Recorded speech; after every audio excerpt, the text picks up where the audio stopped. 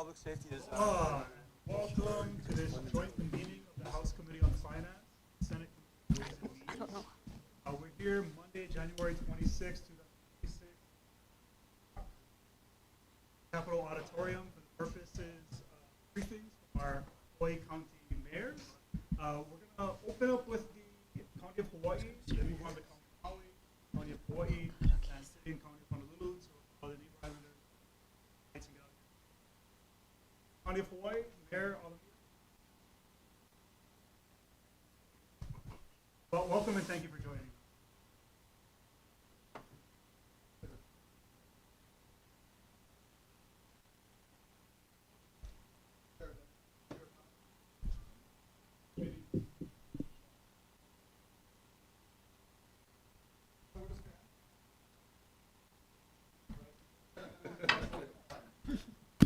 I'm getting better. Every year I get better. All right, so I just want to take about 5 minutes to share with you. You got the letter. I share with you guys kind of like where we at. But first, thank you so much for just a real quick example of the allocation that you guys supported us with. I saw Chair Inaba out there, and he echoes my sentiment. The $1.7 million for our Makale fire station, the paramedics. I asked for that last year, and you guys came through, and it's going to make especially the west side, much more safer, so mahalo plenty for that. This time around, I did a survey. We put it out to 28,000. 28,000 surveys went out to island residents. 4,000 came back, and we were checking to see what were their priorities, so that I can kind of help shape my priorities. And their priorities were the top three. One was the cost of living. The other one was traffic congestion, and the last was healthcare.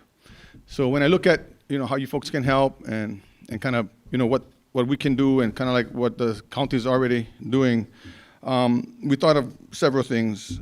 Just first, right off the bat, I'll just share with you some thoughts that I have, and then what we included as part of the mayor's package. And this is one of them. To help reduce the cost of living, we would like to propose that we reinstate the state tax credit to support cesspool to septic conversion. We found that very helpful when it was in action, and you're talking 30,000 right off the bat for septic conversion. We're working with the feds on our facility upgrades, which we have like about 12 of them. That's going to be close to $1 billion. But I'm worried about our residents, of which they got to respond to that mandate. And so, something to offset the costs, and that state tax credit would be huge for our island residents. Another thought on the cost of living, since that was the number one priority that our residents identified, is to reduce the cost of electricity. And so this is where geothermal was a big deal for us. Geothermal exploration is something that our island has already been experiencing, and so we just want to continue that exploration to make sure that we do have spots on the island for a second facility. And of course not in Puna, but the island's big, and there are spots that I think could benefit our island. Geothermal is the most, I think it's the strongest renewable source that we have. So addressing the healthcare, since that was another issue, was basically just supporting our hospital in Kona, and whatever proposals come through, just know that the Hawaii County residents would be thrilled, especially on that side, if they have better access to healthcare, that in particular our Kona hospital. As far as traffic relief, we got the Puna alternate route, but I want to thank you guys again for helping us with the study. So we have that study that's ongoing. But soon, by the end of the year, we're going to know what is the best route. And so just kind of giving you guys a heads up, we're going to need your support to alleviate that congestion in Puna. It's been an issue for far too long. There's some non-fiscal asks, and that's just the Banyan Drive, crossover. The bill was proposed last time around. It didn't get to the floor, but we think the move over to Hawaii Community Development Authority would be better. And Banyan Drive is an iconic spot for us. And Councilman Representative Matias could tell you that we put a lot of effort as well as Ms. Leloy can tell you that, this is big for us. And so if we can get that moved, we can work, I feel like we can work better and make that place thriving again.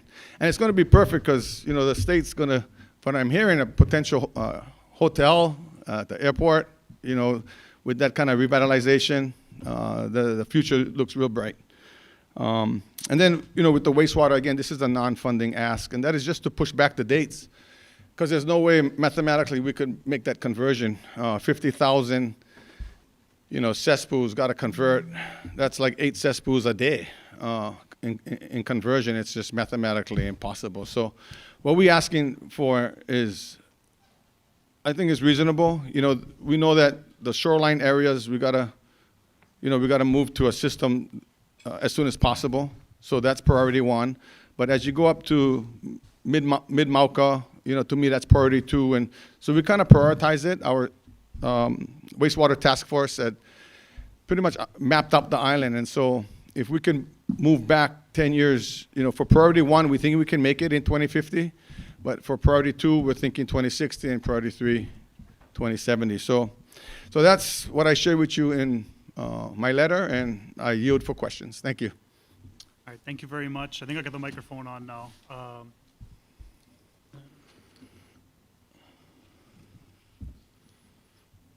Members of the House, any questions for Hawaii County's mayor? You came all this way, though, yeah? I have a quick one, actually. I think one of the things we've been struggling with is, what is our responsibility as a state for things like cesspool conversions versus the county's responsibility? But there are definitely areas where that may overlap. Particularly with like Department of Hawaiian Homelands, where you have a lot of cesspools along the shoreline that may be priority 1 or 2. Are you open to some sort of collaboration where, maybe the state's providing, funding for infrastructure, but there is that concern with homesteaders now being switched onto the sewer fee and taking on some expense, and some sort of structure where the county takes on some of that subsidy? Absolutely. I mean, Connie Watson and I were talking about the area of Keaukaha, for example, the area that you cover, Chair Todd. And yeah, we're collaborating already. And I think there is opportunity for partnerships, whether it's connected to our sewer line.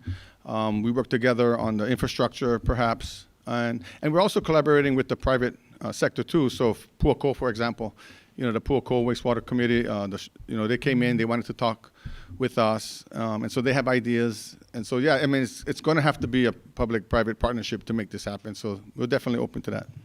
Thank you. You're welcome. Members, additional questions for the mayor? Oh, anyone on the Senate side? All right, well, thank you very much. We're going to recess briefly to allow the County of Maui time to set up a presentation. Fantastic. Thank you. All right, thank you very much. You bet. Recess.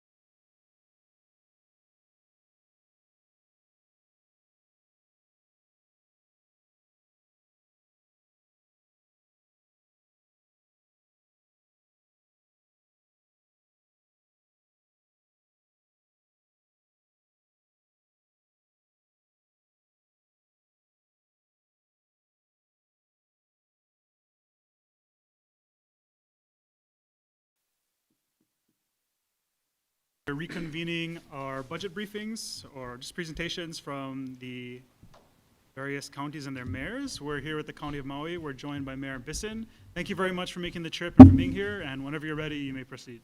Mahalo. Good afternoon.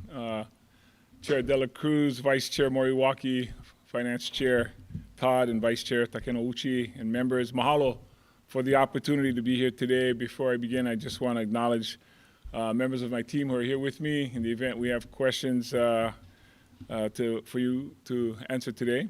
Special mahalo for your collaboration in advancing our recovery, our strengthening our resilience, and improving affordability for all of our residents. There are many things to be thankful for, but for the sake of time, I'll highlight just a few from this past session. First, thank you to the state administration and the legislature for your ongoing support of Maui's recovery efforts, including the hard work of multiple state agencies and funding support for our residents. Mahalo for your $5 million allocation to support the $80 million Waiale Road Extension project, a critical investment in Central Maui's long-term growth, connectivity, and emergency access, including support for the new Central Maui School. Mahalo to Senator Hashimoto, Representative Sayama, and UPW for your support of House Bill 159 and Kalima o Maui, and for your collaboration and partnership in developing solutions that preserve jobs and ensure the continued maintenance and the upkeep of our county parks. 2025 marked Maui's shift from recovery to readiness for housing delivery, public safety, and resilient infrastructure. As many of you know, we secured a one-year extension for temporary housing, impacting 946 of the approximately 1,400 survivor families. My sincere mahalo to Governor Green, our congressional delegation, FEMA, DHS, and the many leaders who advocated for Maui. This extension ensures survivors have the time needed to secure stable, long-term housing. The CDBG DR Action Plan was approved in late June 2025. $1.6 billion in disaster recovery funds was awarded to support long-term recovery. The use of these funds is guided by a community-led action plan developed through extensive public input to ensure investments align with HUD national objectives and local priorities, including permanent housing and infrastructure restoration. These funds are administered under HUD-approved guidelines and compliance oversight and are allocated to programs based on extensive community outreach and feedback while meeting HUD's national objectives. In the largest debris operation in the county's history, over 400,000 tons of wildfire debris, equivalent to 2 years of municipal solid waste collection for the entire county, were safely removed from Lahaina, allowing residents to move quickly toward rebuilding. This unprecedented effort, led by a county task force, required the rapid development and construction of a temporary debris site in Olowalu, the identification, acquisition, and construction of a permanent disposal site in Central Maui, and the transfer of all debris to that permanent facility. All of this work was completed ahead of schedule, and true to our commitment to our Olowalu community, the temporary site has been fully cleared and restored. By the way, that is state-owned property that was owed to us for this and has since been returned to the state. In partnership, the state and county reopened Lahaina Small Boat Harbor on December 15th, 2025, marking a significant milestone and a clear pivot towards supporting commercial recovery. The before and after images you see here capture just how meaningful that step has been, showing both the damage left behind and the steady return of Lahaina Harbor. The restoration of limited commercial operations and daytime public access reflects the county's commitment to helping harbor-based businesses and tour operators safely resume service while repairs continue. To support this transition, the county provided security, fencing, parking ambassadors and enforcement, wayfinding, and targeted community outreach. The county has significantly accelerated rebuilding through our expedited recovery permitting program, achieving an average permit approval time of approximately 60 days for wildfire survivors. To date, 122 permits have been completed, meaning the structure has been fully constructed and may be occupied, with 559 additional permits approved, another 334 in the pipeline. Today, there are roughly 300 sites that are actively under construction in Lahaina. This map provides a visual snapshot of permitting progress around Lahaina town. Blue parcels represent completed structures, green indicates permits that have been issued for rebuilding, and yellow shows applications that are in process. To date, 427 homes have been fully constructed in Lahaina town. With housing recovery on track, the county is shifting additional resources to commercial permitting, including infrastructure restoration, waivers, fast tracking, and the development of plans and design guidelines. A picture says 1,000 words. Here you can see the incredible progress of our recovery. The area pictured is Kuhua Camp near the historic Pioneer Mill smokestack. And seeing this level of progress not only offers hope, it fuels our community's momentum. This next slide shows Lahaina Town facing Mauka. The before photo shows lots cleared before debris removal operations. And the after photo, new construction is rising throughout the town with both temporary and permanent housing as prominent features. You can see that towards the top. The one to the right is the FEMA project, to the left is the state. Shifting to how we are helping survivors rebuild, the Ho'okumaho housing program launched in August of last year is Maui County's community-driven housing recovery program funded through disaster recovery resources. This work is delivered through 6 coordinated housing programs with one primary objective: to keep our people home. The Homo Buyers Opportunity Program, also known as HOP, that provides up to $600,000 in assistance to help eligible households purchase and live in a home in Maui County. The program received strong interest with 2,946 applications submitted. The program has begun awarding funds, with the first families already moving into homes as first-time home buyers. This program will reconstruct, the second program that is, will reconstruct owner-occupied residence for eligible households. This slide highlights a few of the 12 Lahaina-specific Firewise home designs now available on the Ho'okumaho website. Goodfellow Brothers, Inc. was recently selected by the county as the builder for this project.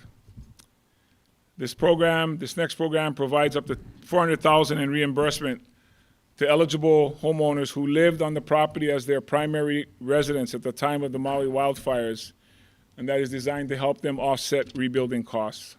In other words, they already started their rebuilding process.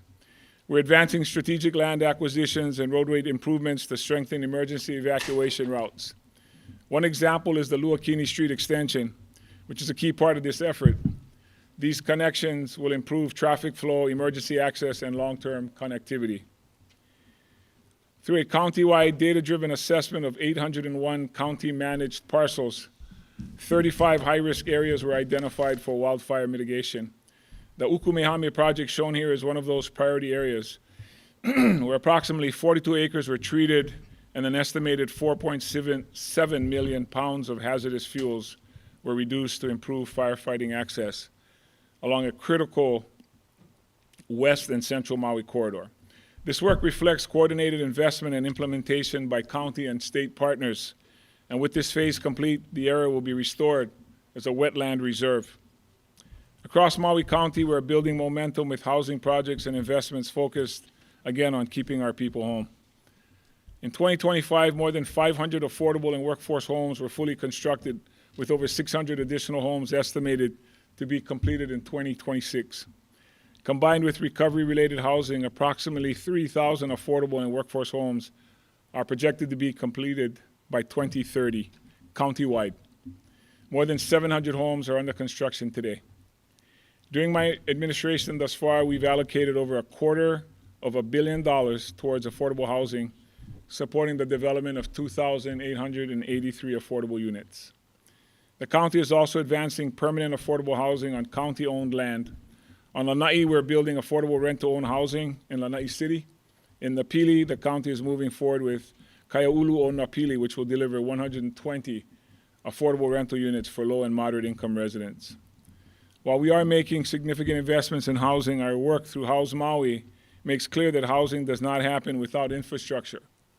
In the near term, more than $1 billion in infrastructure investment is anticipated to support housing development, including over $500 million in disaster recovery funds committed to water source and system improvements, expanded wastewater capacity, and critical transportation and drainage projects. Together, these investments are building the backbone needed to support new homes for Maui County's families.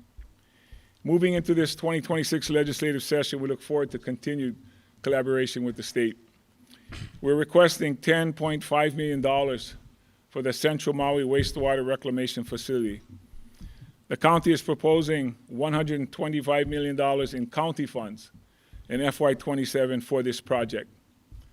This investment remains essential to supporting Central Maui's growth, housing development, and long-term wastewater capacity. As one example, from the HCOM package, the package put forth by the mayors, this measure would support workforce stability by allowing the temporary rehiring of retired public employees in critical positions.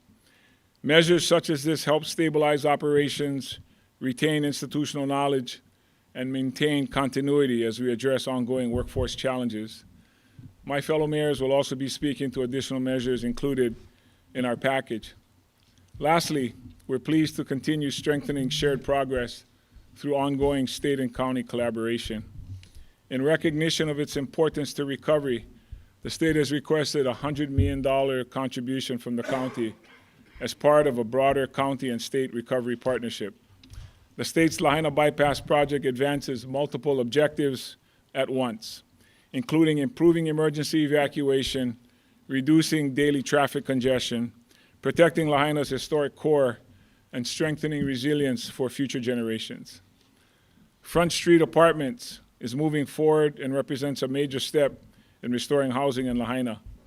The state has requested approximately $96 million from the county in calendar year 2026, and the county has confirmed with the development team that the project's application has been reviewed and is eligible for up to the amount requested. The state has also requested an additional $20 million from the county's general funds in FY 2028, which my administration supports, and that is subject to council review and approval. Haleolaie is a key workforce housing project that has provided essential temporary housing for survivors. The state has requested and the county is proposing $2.5 million in county funds in FY 2027 to assist the state in covering operating expenditures for this facility through February 2027. This funding would help ensure continuity of the state's program during the transition period as permanent workforce housing will be advanced.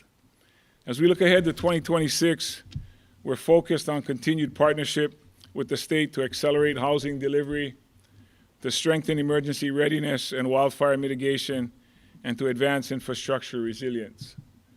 Mahalo for your continued support of our residents, and we remain committed to delivering measurable results together with you. Mahalo. Great. Thank you very much for that thorough presentation. I'm going to start with members of the panel.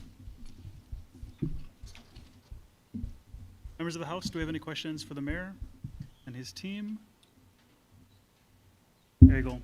Rep Miyake.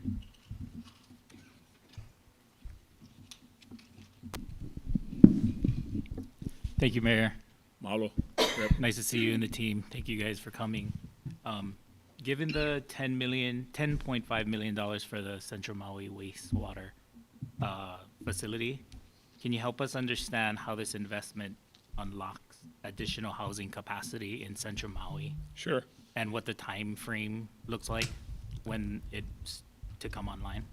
Yeah, I should have also mentioned that the county has already expended $10.8 million for this project. So what we're asking for is for additional funds to help us with the design feature. As I mentioned to you, this is a key area because our current wastewater system, as you know, is at full capacity in the Kahului. And we have much housing that's going to come online in Waikapu, the school, and several other things that are designed to be built, and it will require that we have more capacity for our wastewater facility. I have some of our folks here if you want more details in that, but that's the general purpose behind that. Do you have the timeline, like when it would come online? Shane, do you know the timeline? I have our Director for Environmental Management.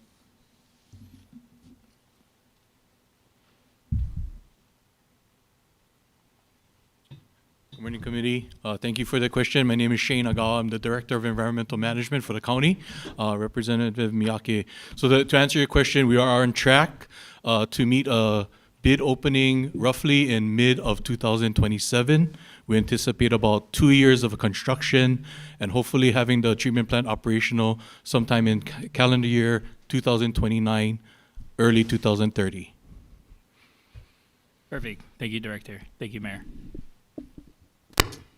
Thank you. Members of the House, any additional questions? Okay. Rep Lee, go ahead. Thank you, Mayor. How long does the county anticipate maintaining the expedited recovery permitting until returning to a more normal schedule and timeline? Well, what we're hoping to do is to continue that through as part of our regular. We're working with a vendor who we hired, a group called Four Leaf, to do it now. We have more housing to come online for our survivors, both in Kula and Lahaina. So as long as it takes for us, they're under contract, so as long as it takes for us to get them their permits and get them home. But we're finding is utilizing this company is helping us to perhaps take a closer look and a better look at the way we handle our permitting throughout the county. So including non-survivor requests. Okay, Rep Kehoe-Kapoliloi. Yeah, thanks. Thanks, Mayor, for being here. Aloha. You know, follow-up question to that. That one graphic you had was completed permits along with issued but under construction. Yes. Curious about your supply chain for the construction of those homes and if it will continue to fit within the permit life cycle of that code in which it was approved under. So what I would say to that is that folks are working with contractors, architects, and developers that are helping them with their projects. I can't speak to each individual one, but certainly that's one of the factors that's taken into account is how long is it going to take. You know, we have people that sought permits but have not yet started building. We have people under construction. We have people that haven't even started to get a permit. And there are a lot of reasons for that. Most of it is financial, people's ability either to, for those that didn't have insurance at all, those who are underinsured, those who are waiting for the settlement that is still in, well, it's ongoing, and there's a case, I think, coming up before the Supreme Court later this month. And so I think some of that will obviously affect folks who want to accelerate their building permits. But as far as the supply chain question you ask, I can't speak to any individual project except to say that there are lots of homes being built right now that that doesn't seem to be the issue. It's mostly financial, not the supply. Great. And then I had one other follow-up question on your road, the Lahaina Bypass Road.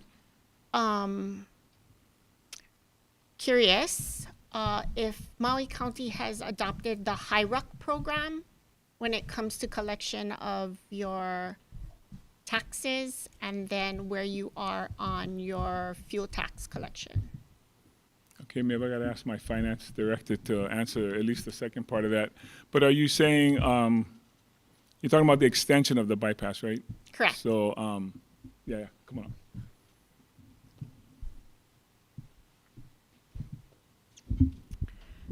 Thank you, committee. My name is Marcy Martin, and I am the Director of Finance.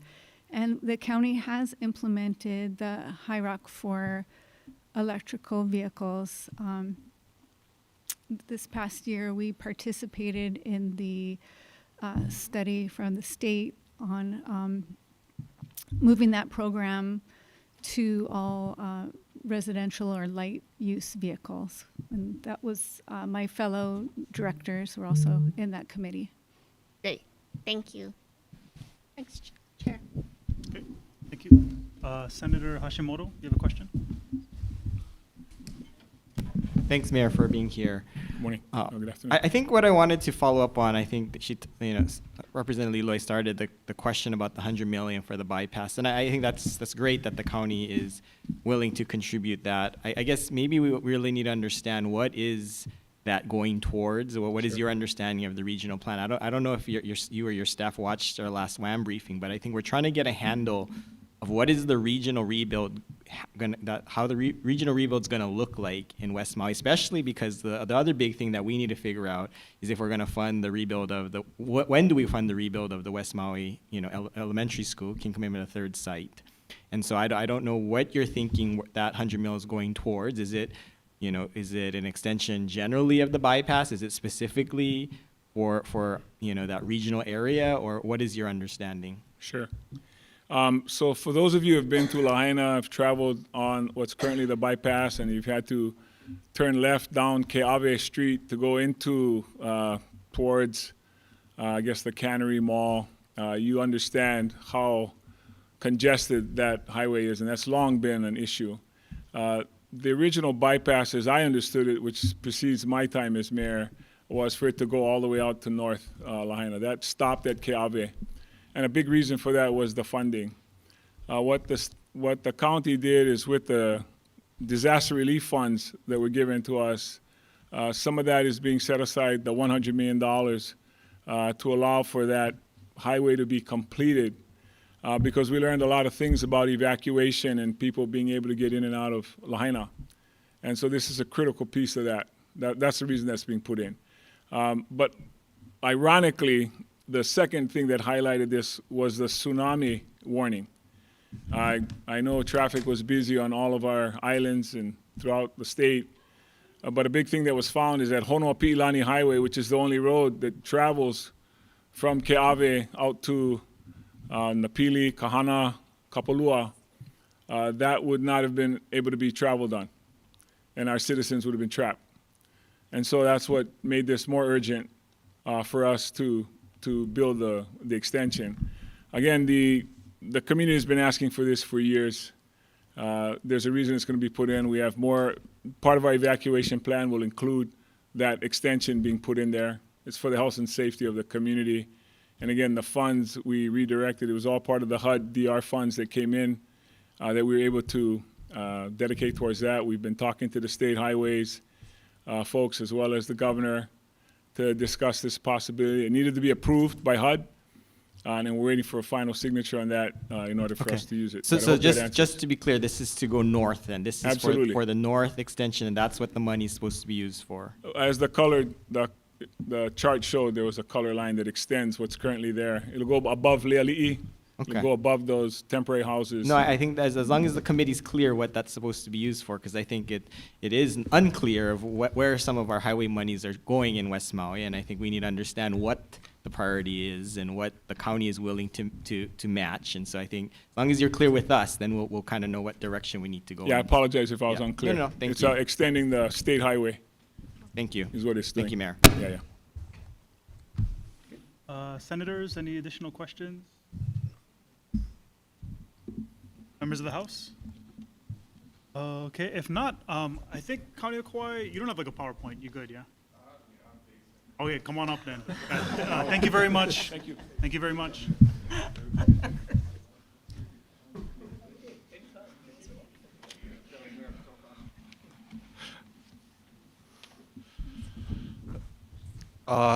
Chairs, vice chairs, committee members, and to the support staff of this legislature. You know, this is my final, I guess, my final appearance in front of FIN-WAM. So my top two priorities are, one, to really say thank you for making this a good run. But two, to show you folks our fiscal responsibility and ways that we've been able to collaborate. And I really want to take this time to thank our Kauai delegation for their hard work. I know it's hard, you know, having to come up here for the week and go home on weekends and get bombarded by constituents, but my time as mayor and our team, we wouldn't have been successful without our hard work and without the generosity from this wonderful committee I'm in front of today. And so I want to start by just going over our fiscal responsibility here on Kauai. You know, for the past 8 years, the County of Kauai has operated without issuing any new general obligation bonds. So in fact, we spend our time trying to pay down our debt. The fiscal discipline has not come at the expense of public services or infrastructure. We've continued to meet critical infrastructure needs while maintaining stability in county operations. So sound fiscal management and infrastructure investment can and should go hand in hand. During that same time, over the last 8 years, the County of Kauai has made substantial progress in addressing its other post-employment benefits obligation. We reduced our unfunded OPEB liability from approximately $147 million to $28 million in the last 8 years. This improvement reflects consistent funding discipline, prudent financial strategies, and of course, favorable market conditions. Together, these efforts have placed the county on a far more sustainable footing for employees, retirees, and taxpayers. In alignment with our goal of reducing debt, we dedicated nearly $13 million to pay off the state DERF loan ahead of schedule. And that loan was associated with our Lima Ola housing project, a project that I think all of you folks have been able to visit on one of your site visits. This action saved the county approximately $6.4 million in interest over the life of the loan, but more importantly, it freed up the housing development fund so it can be used for its intended purpose in developing affordable housing across the state of Hawaii. Turning to revenues, real property tax, of course, accounts for 80% of our general fund revenue. But our tax policy has really put the burden of taxation and revenue enhancement on non-residents. So non-residents pay a bulk of our general fund through property taxes. In fact, recently, our increase in real property taxes, namely in vacation rentals, which I can stand here in high confidence say that the County of Kauai is managing our transit vacation rental market quite fine. But our increase in real property taxes has equated to our housing fund in about $35 million in the last 2 years. So we went from a housing development fund that had $0, and we put the property tax increase on the vacation rental market, and in the last 2 fiscal years, that has generated about $35 million that is going all towards affordable housing. So we can confidently say that on Kauai, when people tell the vacation rental operators and owners that you do nothing to enhance anything on Kauai, that you folks do not contribute anything to affordable housing, our vacation rental owners on Kauai can say, that may be a misconception. We actually contribute quite a bit to funding affordable housing on Kauai, and they would be telling the God honest truth on that.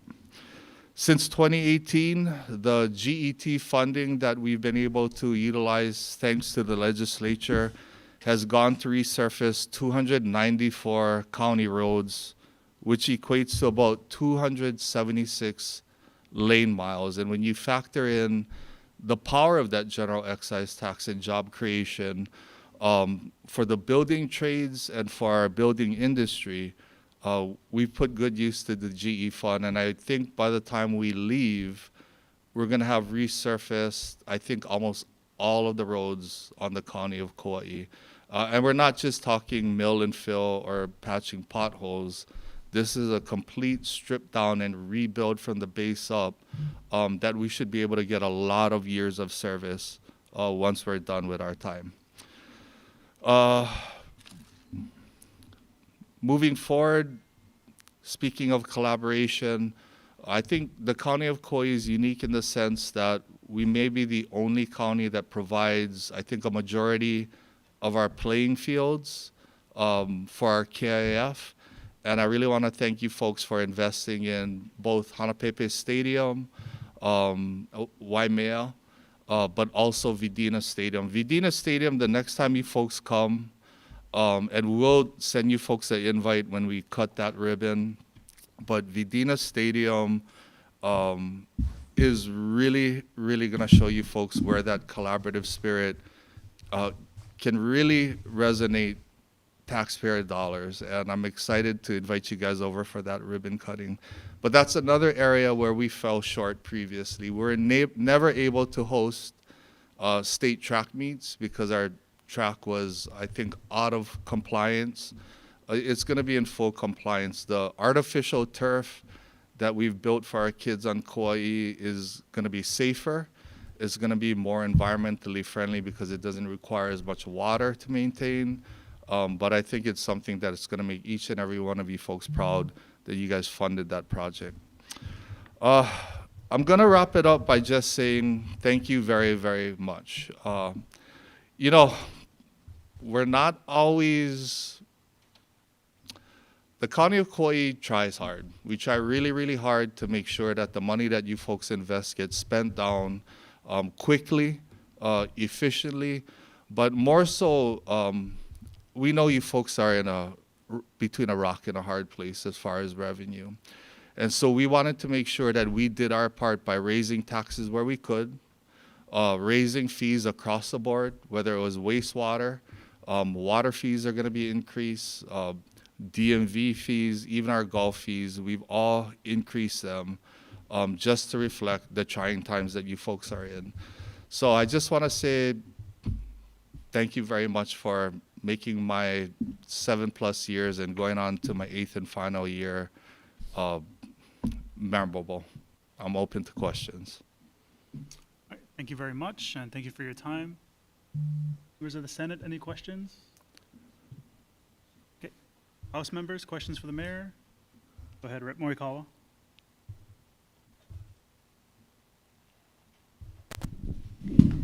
Thank you, Mayor. I can't go without asking you a question. Sure. However, before I do that, I want to first of all thank you. Oh, thank you. District, wait, what is it, 15, 16, 15.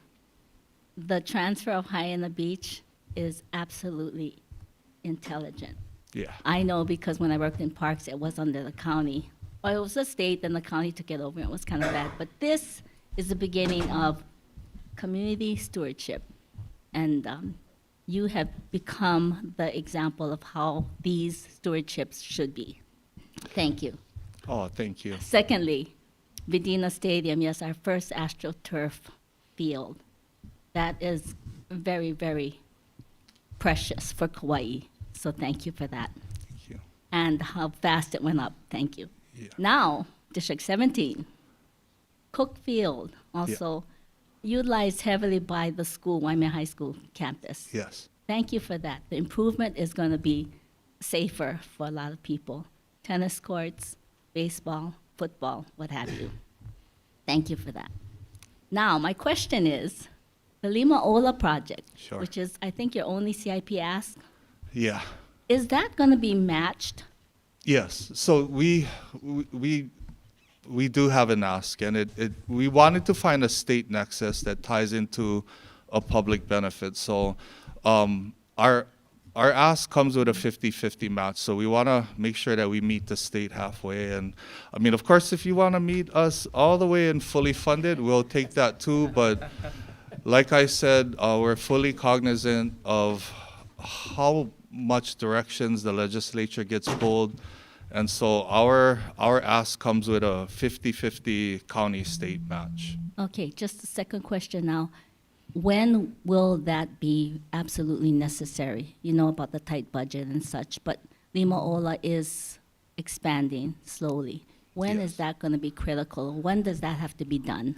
Oh, you know, I wish I brought Adam here, our housing director, and then, of course, somebody from Public Works. So I cannot answer definitively, and I don't want to give you the wrong answer, but we'll send something to all the committee members and the chairs on whether or not it's critical to receive funding in this go-round, or if it can afford to be put off and funded later. But before I leave, right, which is less than a year, I wanted to wrap up loose ends, but I'll get you that answer. Thank you, Mayor. Thank you Thank for you. being here. Thank you very much. Thank you. Any additional questions from the House? Okay. No. And if not, checking in with the Senate again. Anything else? Okay, thank you very much for your time. I believe the city and county has a presentation, so we'll recess briefly to allow that to get transitioned. Recess. Thank you.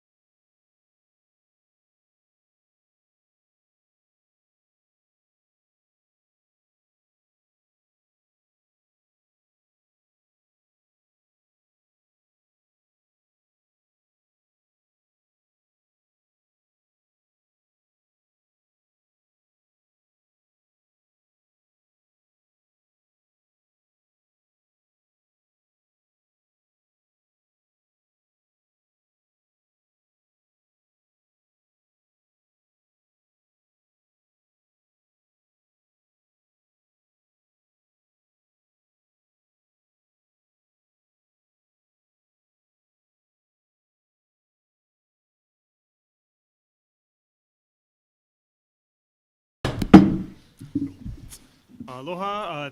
Just want to express our thanks. Thank you, Mayor Blangiardi, for joining us today, and whenever you're ready, you may begin. Okay, good. Well, thank you. Good afternoon, chairs, vice chairs, and committee members. Really pleased to be here. I must admit, I was getting a bit of an adrenaline build as I was waiting for my turn, and now I'm completely saddened over Mayor Kawakami's comments and the fact that the reality that, Derek, you'll be stepping down at the end of the year. It's been great working with you, man. I sincerely mean that. I thought I would take a little bit of a different approach, if you don't mind, because I think that from what was stated last week at the opening of the session with respect to the focus on cost of living in this session, that would give you some perspective on what we're doing at the city, because I believe we're completely aligned. But in order to do that, we've got to talk about the city's operational capability and specifically on some stuff. So I would just tell you now, going into our 6th year as mayor, I've never been more confident in not only our plan, but especially in the men and women who comprise our leadership and our cabinet, some of whom are here today, some of whom I may ask to come up here. But it's clear that we have good vision, and we have an ability, and I think we have our priorities in place, and we have a capability of delivering on that vision, and that's quite honestly what our days are all about, is to ensure that our vision becomes a reality because of how it will impact the people of Oahu. So I can tell you that starting last year, when we finished our first term, I said publicly that we were going to shift from planning to execution. It took us a lot of time to try to figure out the problems that were plaguing our city. I'm going to get into that in detail. But I can tell you that 6 years ago, when I was running for mayor, no one ever discussed the concept of modernizing the city. No one ever talked about the city's hiring practices or the investment or lack thereof in IT, and for that matter, procurement. In fact, I came out of an industry, spent 4 decades, more than 4 decades in, that was driven by technology. And it was amazing to me the fact that the city lacked the capability that it had, which only manifests itself in a lot of frustration for the general public. And procurement is the bane of our existence internally, and I'm going to get into that a little bit. But that lack of investment in people, processes, and technology, when you start to look at the systemic operations of the city, is more than crippling. And it carries over with it a cost, a burden, if you will, to our taxpayers and the people living here, because time is money, the frustrations were great, there was a lot of opportunity lost. So our goal here is to, drive the economy, given the resources and the capability, the size of our city, at the same time, focus on lowering the cost of living.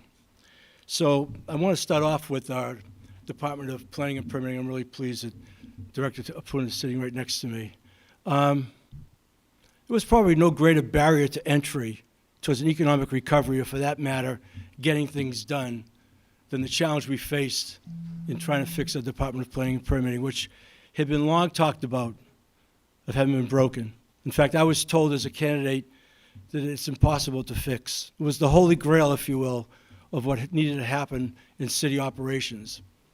I'll tell you right now today, I'm extremely proud of where we are and what we've been able to do. Our overarching goal, which I believe we'll get to sooner rather than later, we stated publicly, we're going to go from a situation that had 3 and 4 years of delays for permits. I just had dinner the other night with some contractors telling me that, to where we want to get to, which I believe we'll achieve this year, is the ability to get permits, both residential and commercial, as fast as anywhere in the country. And that's a huge leap. And that came through an investment in technology, people, standard operating procedures, and having leadership that had the strength and the courage to direct it there. So I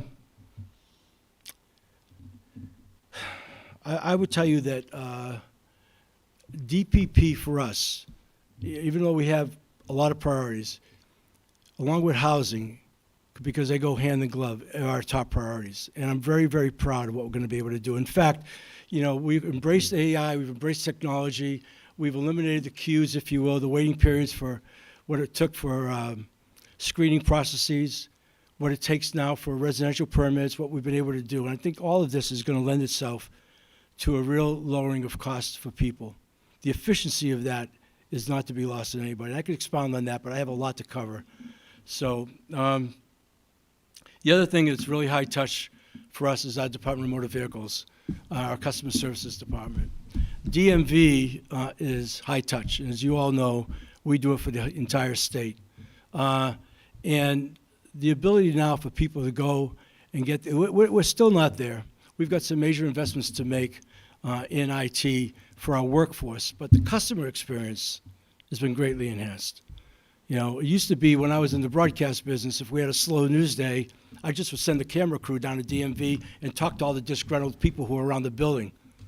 Always made for great storytelling.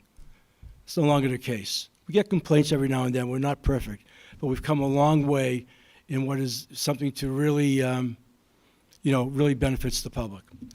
And so at our satellite city halls, I think we've done a really good job on that to become user-friendly. There's a lot going on with that. And again, ease of operation. I hear all the time people go there and they're expecting to take a long time to get the results, and they were blown away that they were out of there in 10 minutes. Procurement. You know, I wasn't really sure what that meant in the city. I knew what it meant in the private sector. And you come in and you find out that a lot of our operations just couldn't happen on what it took for procurement. So we have really focused. We've made it, and I've got a lot of respect for Paula Youngling, who's in charge of this, but we've made it a major effort for us that we're going to, and this is probably one of the biggest goals we've had, and we're actually working with Harvard on this, because we were able to win a grant, that before we leave, just as I'm saying what we're doing at DPP, that we're going to fix procurement for the city. And I can't tell you the amount of money that that's going to save in operations. And that's something that's been broken for a long time, really layered with so much bureaucracy and just really cumbersome ways of doing things, archaic, if you will. And nobody really wanted to take that on. In fact, I'll say this now, I'm not here to denigrate anybody, because when I talk in terms of the things we're trying to fix, it goes over decades. It doesn't go over the prior administration. And for me, as an outsider coming in, the thing I found most surprising was the fact that all this stuff was deferred. It just wasn't taken on for a long time. When I get into housing, which is a good place to go right now, and then I want to go back to homelessness. I'll skip over that for a second. City hadn't been involved in the housing business since 1998. We've had a crisis in housing, as you all know. The governor talked about it this morning, for a very long time. Yet the city stepped away in 1998. The city hadn't even been involved in private activity bonds for 23 years. We got back into the private activity bond business, and to date, we've amassed almost $971 million in what becomes low-interest financing for our developers. And if I looked at projections over the next 3 years, at a 3% increase, it's about 450. That's over $1 billion that the city now, in spending monies in partnership with developers, can help usually facilitate. We've already been able to do some of that. We did $135 million at Mauna Kea Towers to ensure that that would be affordable for the next 60 years and so on and so forth. But the fact is, we had no capability. So we had to create a department. That took a lot of work to do. And today, Kevin Auger is here as our director. As I said earlier about my confidence and the plans that we have, and more than anything, the ability to do that, especially right now as we begin to emerge in the reality of TOD and the plans that we have, which are not insignificant. They are transformative. I have every confidence in our ability to do that. So, private activity bonds, Bill 7 projects are up there. You know, I think that's just such an ingenious piece of legislation that started before with the prior administration, but we had to go through several iterations, and I think we're on the cusp now of seeing these projects with a lot of private developers in which the city incentivizes them financially to take advantage of so many of these small lots. The city and county of Honolulu alone, there's 5,000 square foot lots, some of which have recently been developed by a developer named Paul Lamb. It's amazing what that can do, because these are all located in the heart of our city, which is great because it's all tied to the infrastructure that's already in place: sewer, water, electricity, along bus lines, walking distance, if you will, to whatever amenities, supermarkets, schools, et cetera. That gives us a chance to reconstruct, to help gentrify the city and create much nicer housing. More than half of those 5,000 are probably in ghetto-like conditions. I lived in one in graduate school in 1972 at UH. It's still there today. You know what I'm talking about. Cinder block construction, 3-story walk-ups, bad shape, not pleasant to look at, not good to live in. Want to address all of that. I think the potential of Bill 7, now that we've got things worked out within DPP, could really take off. I'm excited about that because that would just really help energize and rejuvenate our city. We're doing a lot on infrastructure. This is the city's forte. We want to reduce the burden of development. We're investing monies for the first time. We recognize that responsibility. And I wasn't going to even mention the stadium, but I'll talk about that because just briefly, in partnership with the state, doing everything that we possibly can. Roger Babcock said we just moved the project up by 3 years to help facilitate what Stanford wants to get done in moving some pipes and stuff. We understand that responsibility. And come back to that if you have any questions on that, but I could tell you that housing, affordable housing, on what we're doing, along with fixing DPP, I don't think there are two greater priorities. And in fact, with our success there, it's going to make a tremendous difference in the cost of living for people here. I want to talk about our homelessness. The governor talked this morning about the situation and how many Kauai that he's invested in, and what that looks like and what that means. We've had an incredible partnership going on. We meet weekly. I'm in attendance every one of those weeks. We have great collaboration with the Department of Health. Dr. Fink is in there with Dr. Matsu. Mike Lambert's in there representing law enforcement, a number of other people from the state. Every week, Mike Champion, psychiatrist, our team, working on what we're going to do. You heard the statistics this morning. At one time, not that many years ago, we were plagued with the worst homeless situation on a per capita basis. I find it fascinating when you do a point-in-time count on Oahu, for example, at least historically, and there's a new one coming up. When you look at the population of 4,500, which has been the constant, even coming out of COVID, we held it in check because we were able to do it with the rent utility money. So in other cities, homelessness spiked during COVID. But we were able to distribute almost $325 million to 24,000 needy families. And when Governor Ige lifted the eviction moratorium, while we were prepared to mediate, very few cases came up. And that's a really big score, the fact that we were able to contain that. But now we're working on decreasing that number. And that partnership has really helped us, because what the city can do and what we have done, develop a mobile crisis unit, which we call CORE, which consists of a group of ambulances, SUVs. We even have a bus armed with about 40 people, all of whom have been medically trained, to be able to get out there in the streets, to mitigate all the 911 calls that would come in when EMS would have to go out, because we already have a shortage of ambulances, and to pick these people up. Then we needed a place to take them, which again was on the city. So in the last year, we've created almost 950 beds. In fact, 265 emergency shelter beds, 310 transitional housing beds, 128 specialty treatment beds, 234 affordable housing beds, where we have people take them. So we now have CORE out in the street, establishing trust, being able to pick up people to mitigate demand that was on HPD and EMS, having places to take them in addition to the Kauai with the state. But where the state and our partnership really comes in, I'm so grateful for, is because the Department of Health resides in the state, the access to those monies for wraparound services. Because you could do all of that, but if you're not providing appropriate care, you're not really going to treat. So our goal is to really gain functional control over the situation, and we've come a long way. And what's happening of late, and you should be aware of this, is that because of the rulings now in the Supreme Court and some of the things that favor us, we're in the business now of being able to pick up people on an involuntary basis if we deem them to be a danger to themselves or an imminent danger to others especially, for an assessment. Because I can promise you, when you deal with your chronic homeless, which was more than half of the homeless population, knowing full well that we get about 500 people a year flying in here, but when you deal with your chronic homeless, all of that population, some close to 3,000 people out there, been on the streets for a long time, average year is about 10 years out on the streets. They all suffer from some form of addiction, mental illness.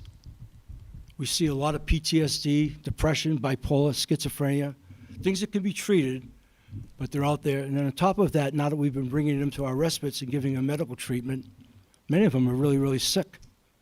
In fact, about 60% of them are probably what doctors would diagnose as terminal. Somewhere within 2 years, they're going to die. We lose somewhere between 150 and 200 people out in the street dying. I can't tell you how many times our people have gone out to pick up somebody, and they're out on the sidewalk dead. It's not easy business. But when you add it all up, though, I go back to the 4,500 people. If you were to think about that just for a second as it relates to Oahu, and even if you double down that number, even if you said, I don't believe on one night, because I don't, you can count everybody and do the projection. I don't know what algorithms they use, and not being cynical. But even if you doubled it to 9,000, that still represents less than 1% of the population of Oahu. Yet it's in everybody's face, and yet it's very much a top priority for us. But it's not easy, and it takes the collaboration with the state, for which we are most grateful. Because the state cannot do it itself, and the city cannot do it itself. But combined, we're having unprecedented success. And for that, I'm deeply grateful. You'll begin to see the results. We've already treated last year over 1,000 people. There's a certain amount of recidivism there, but we're getting very, very good at that. And I really believe the numbers are going to get greatly reduced. The governor's more enthusiastic and optimistic than I am about eliminating it. I've listened to his math. I want to believe that. But as I said earlier, we're into functional control where we feel like we're on top of it and it's not on top of us. Okay? This is the perspective. Next. Public safety is, without question, if there was a number one priority, that transcends everything. I don't have to tell you that. I'm really, really proud of our first responders. You know, when I was in the business in television, we used to cover all these stories. And then when you come to work as mayor and you begin working with these people, you begin to really feel it and see what they do and what they're willing to put on the line. So I'm feeling really good. A search is well underway for our new chief of police. I can't say enough about Kalani Howe. Our fire chief, I cannot say enough about Jim Island and EMS, and for that matter, our newly appointed Kurt Lager, Director of Ocean Safety Services. These people are as good as they come. They are fully committed. And from that standpoint, we're doing everything we possibly can to make people feel safe. We're also really very much focused on recruiting, retention, operational excellence. I put a lot of that on leadership. I talk to these men all the time about that. People want to work for people that they have pride in. When you read the exit interviews, people will tell you they don't leave their work, they leave people. So leadership is of a premium in this situation. I feel really good about where we're at right now, and I'm going to be very anxious to see who gets named the new chief of police. The landfill, you know, this should have been done 20-something years ago compared to where we are now. So we came in knowing that the clock was ticking and nothing had been done about it. And we went through the proper due diligence, if you will. Now keep in mind, it's five years ago when we began in office in January 21, in the middle of the pandemic. But we put together a landfill advisory committee. We asked them to examine 6 sites. They came back realizing that all 6 sites were over aquifers. They wouldn't recommend any. And in the meantime, Red Hill happened. and the sensitivity on water and the conversation about water and our survival about water and all of that has never been greater. And I've lived here for 60 years. So that threw a real curve because nobody wanted to listen to a landfill being built over an aquifer. And that immediately allowed us to segue into working with the military because we really felt that they were looking for a make good based on what happened with Red Hill, especially the Navy. And we spent 2 years, and Mike Formby, managing director here, and I had the privilege of going up to Indo-PACOM, meeting with the top guys, at the time Admiral Aguilino, now Admiral Paparo, and exhausting everything that was possible. There was no options. We actually thought we might go to Waipio, and we're already beginning and had plans on the way to rebuild a soccer complex in another part of the island that would have probably been bigger and better. Anyway, we struck out there, and then along the way, we decided to pick a place in Wahiwa that was 800 feet over an aquifer, sufficiently far away from any population, within all the boundaries based on the laws that were passed. And then the laws got changed on us. Goalposts got moved, and they said, no, you can't do that because we don't believe, despite the science of today's technology, that you could build something 800 feet over an aquifer. Keep in mind, Red Hill was built with 1940s technology 100 feet over an aquifer. So we got forced into, and I hate to say this because I don't feel like I'm really reneging, into a situation where we're now looking at Makahiva Hills. We're in discussions with Campbell. That's really an extension, if you will, because of the IUC line, the extension of Waimanalo Gulch, but it'll stay out on the west side. We're in serious discussions with them.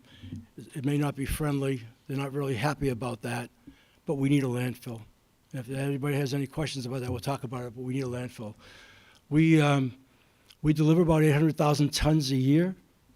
It's amazing how much stuff that is. As a matter of fact, it's amazing to me in this business of things that people don't talk about very often, but the sophistication of it is mind-numbing. 800,000 tons of trash a year, 100 million gallons a day in wastewater, 100 million gallons a day in wastewater. If you look at our Sand Island treatment plant that we're building out there, what that means, or for that matter, if you haven't taken a tour of Honolulu, you should all go out and see it. Because, I talked earlier about the lack of investment and where we were from a timeline. If we were really in now the 7th year of the 3rd decade of the 21st century, I can promise you that what we're doing in wastewater is definitely there, along with several other things. So it's pretty amazing what goes on, and I don't know what people would do if we weren't doing that. The budget. Look, we're really aware we're fiscally conservative. I want to reckon, I'll say it again, we're not going to raise property taxes. We're up against some real challenges. The collective bargaining agreement alone, increase of 55 million year 1, it doubles to 110, then year 3 goes to 160, and so on, just on the collective bargaining agreement alone. So we're going to live within our means. Andy Kawano's here, our Director of Budget and Fiscal Services. I don't think the city's financial stewardship has ever been better than it is now. We got a AA+ bond rating. We probably would have gotten AAA, but we inherited a situation with Skyline, quite honestly, and some of the other consent decrees that probably prevented that from happening. But I can promise you that our team is fiscally conservative. So in the midst of saying we're going to get a lot of stuff done, I think you can look for our budget to remain flat, if not down, this year, now that we've given ourselves the necessary resources to work with. Skyline. 5 years ago, if I were able to come up here and tell you in 5 years we will have negotiated successfully with the FTA, who was a really turned off partner, had not given the city any money since 2017. In fact, I was told by the outgoing and the incoming FTA administrators, this is the worst project in America. You better get your act together. And can I see that water for a second?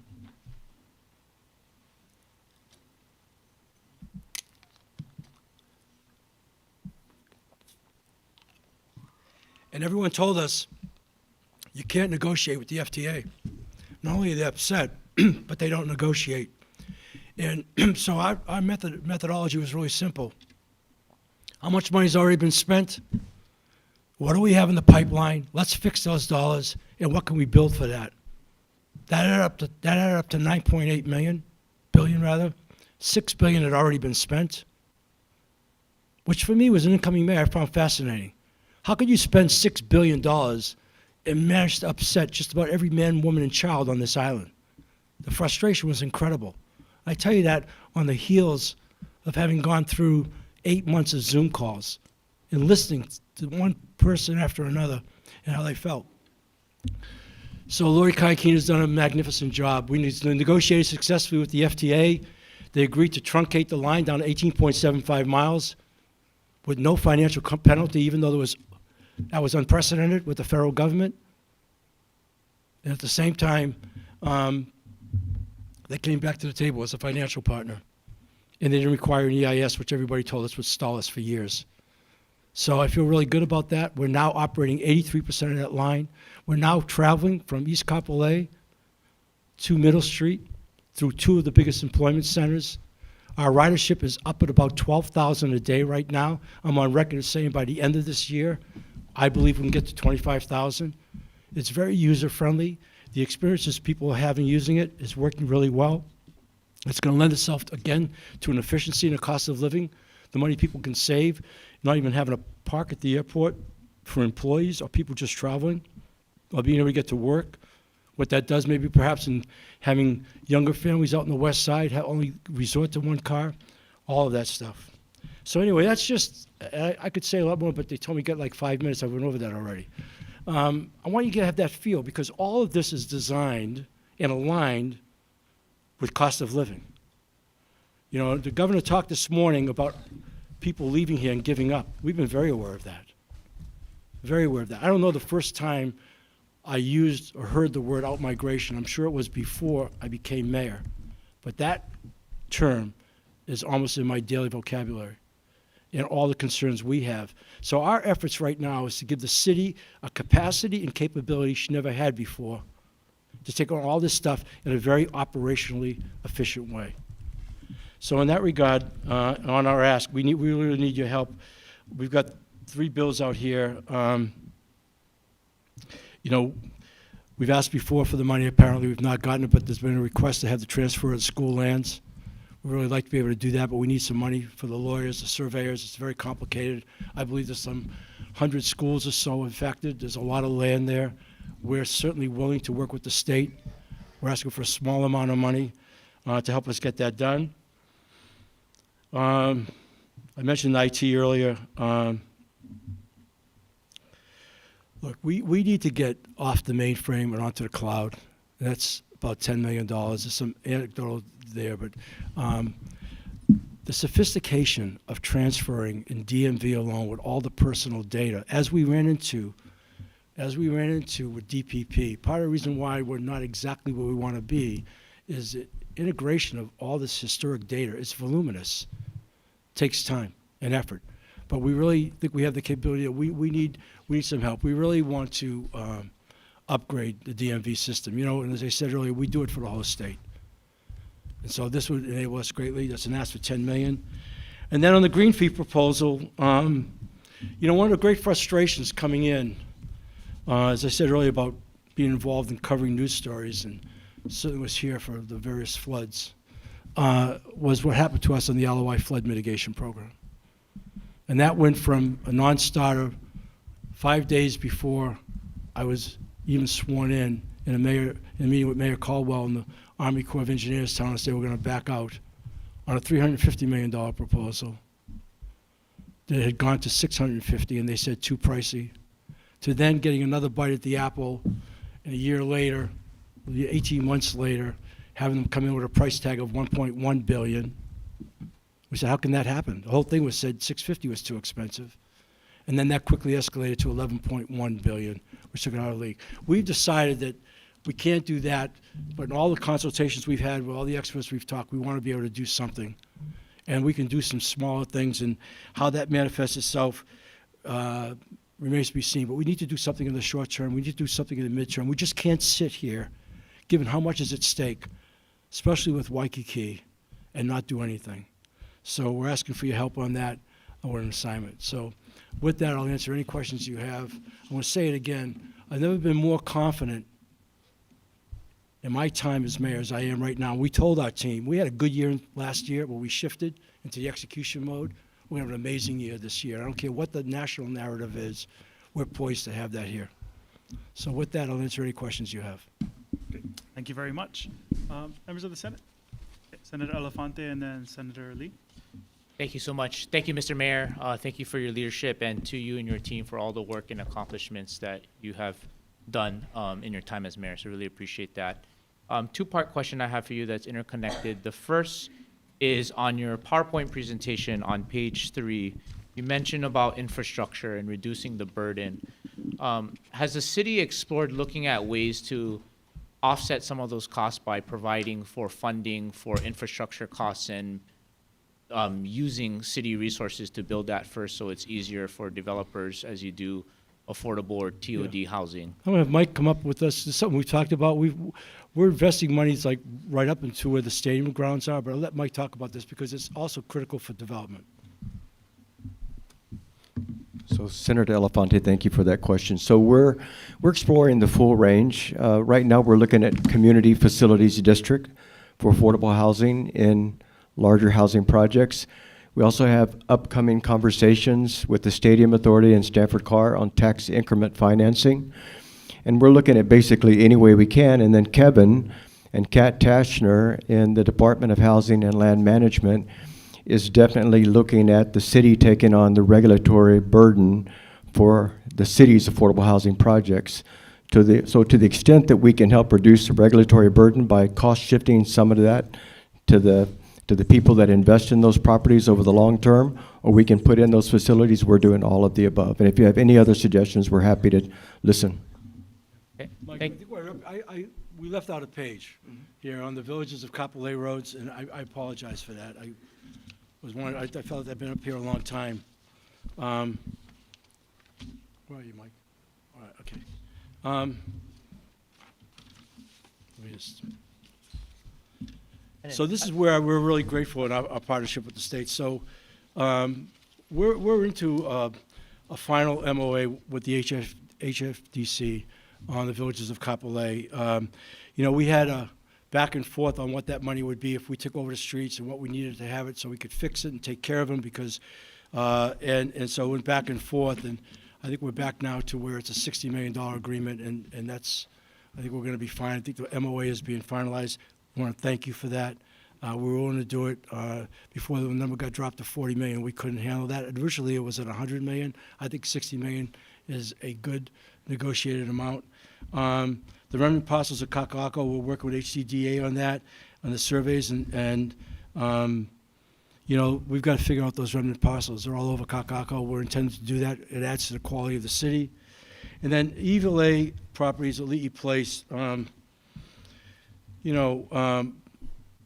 really excited about what's going to happen there. And both with the Skyline Station there, what we bought there, the potential development. I mean, I think in looking ahead, the transformation of Evil A and what's intended will be tremendous for our urban core and for that for living. So we appreciate that. We know that you guys, the state would like to have a Leahy Place. We're really open to making a deal. We really are. It just has to be a good quid pro quo. That's all we ask. So we know the state wants a Leahy Place. Quite honestly, I'll be happy to swap it. We just want something that makes sense for us. So I just leave you with that request, that challenge, if you will, and let's make that happen. Okay. We're going to circle back to Senator Elefante. Thank you, Chair Todd, and thank you, Chair Dela Cruz. The second part to the question that I have specifically deals with your permitting process. And I know there's a speed task force, but does the city and county have a metrics or goals on how you want to reduce some of those wait times that you're processing permits as you go forward? Yeah, well, I wanted it done already by the end of this year, and Dawn's sitting here, and so did she. I can promise you that. If you put it up on a matrix, Senator, if you look at, and I've been involved in a lot of technological integrations and stuff, you look at technology on one, what's your timeline, and you look at cultural on the other, okay? So we're much further ahead on the technology than we are right now on the couch, which is your workforce. I'm not saying it to denigrate anybody. But, you know, when we changed our posse system, that was from 1998, you know, and upgraded. There was a lot of learning that has to take place, and organizational change is very difficult.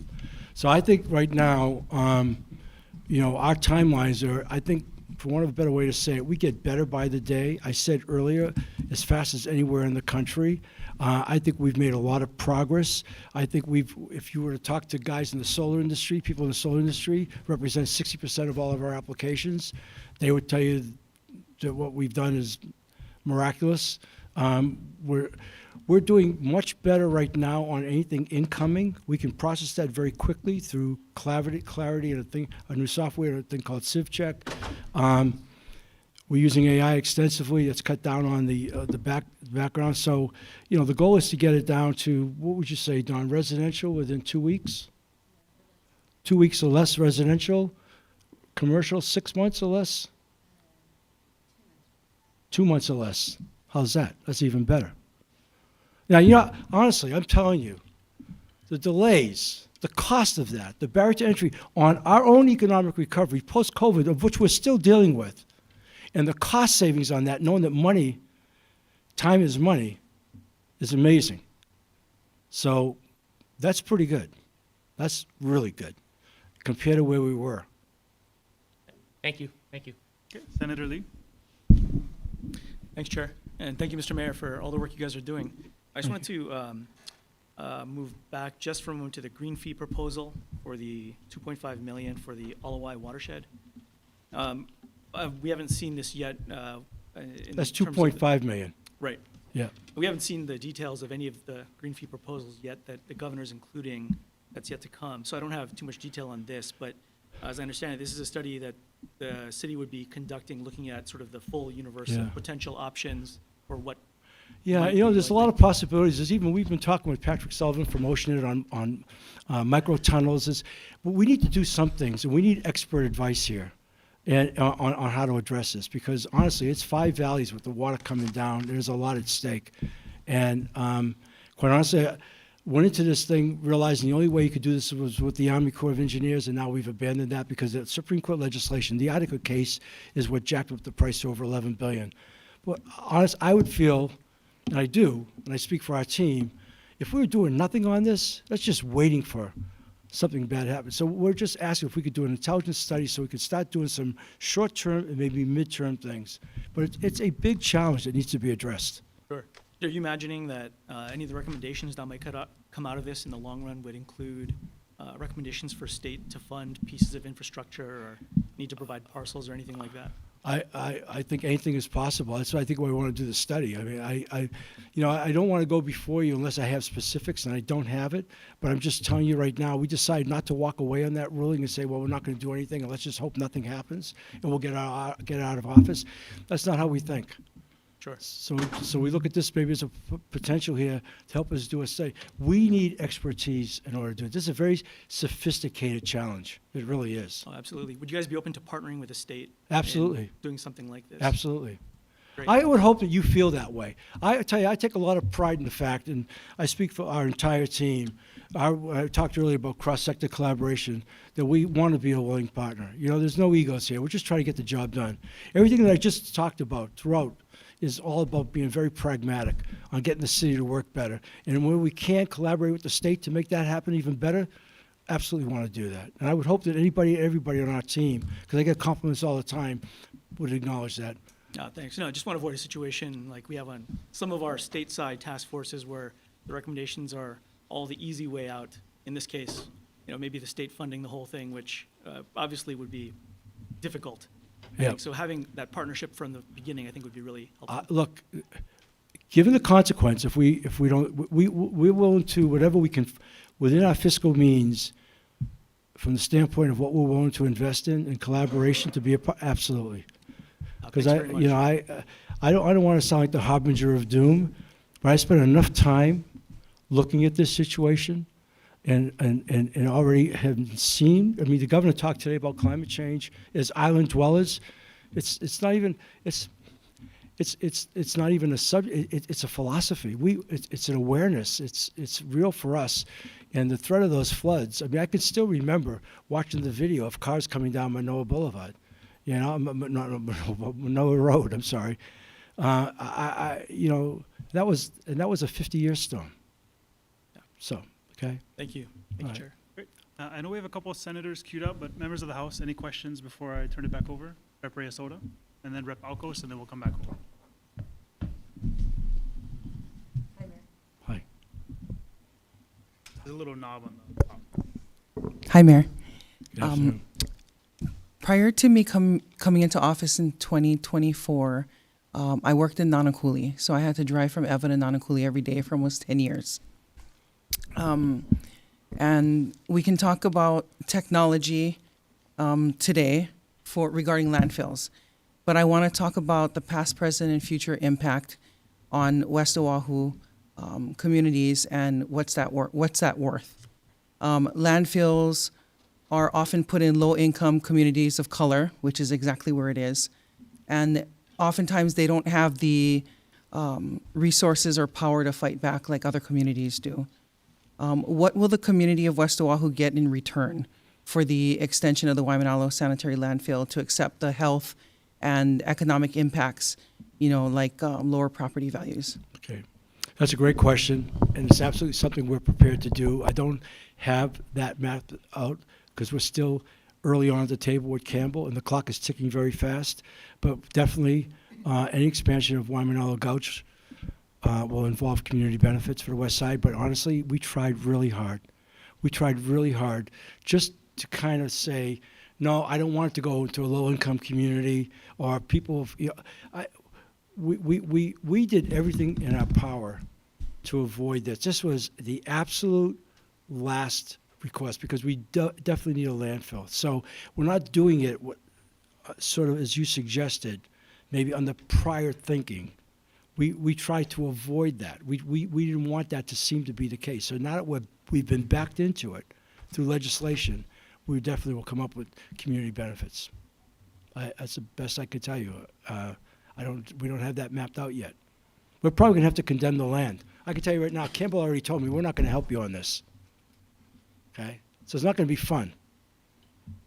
Just so you know. Does that answer your question? Yes. I promise you we will. Okay, Rep. Alcos, and then we have Senator Moriwaki and Senator Kim. Thank you, Mayor. About a year ago, you took over from the Navy to the city, the 400 acres out at Kailailoa, and it's project developed for sports and recs. What are your plans? How quick can we get that built? I know. Where's the racetrack? Sir, is that what Same you're place. asking me? Where's the race? Same We were just place. out there again the other day. Boy, where's Michael? Look, the first thing was to get the acreage, right? It's been talked about for over 20 years, and we got that. Right. And then we walked through it, and we carved it up. And I'm going to let Mike talk a little bit about that because he's really up on this. A lot of techs going on. And we just met last week. Were you in the room? No, you weren't in the room. We had a lot of guys. Were you in that room that I day? wasn't there We had last a lot of guys in there. We really want to start to that's exactly why we got it.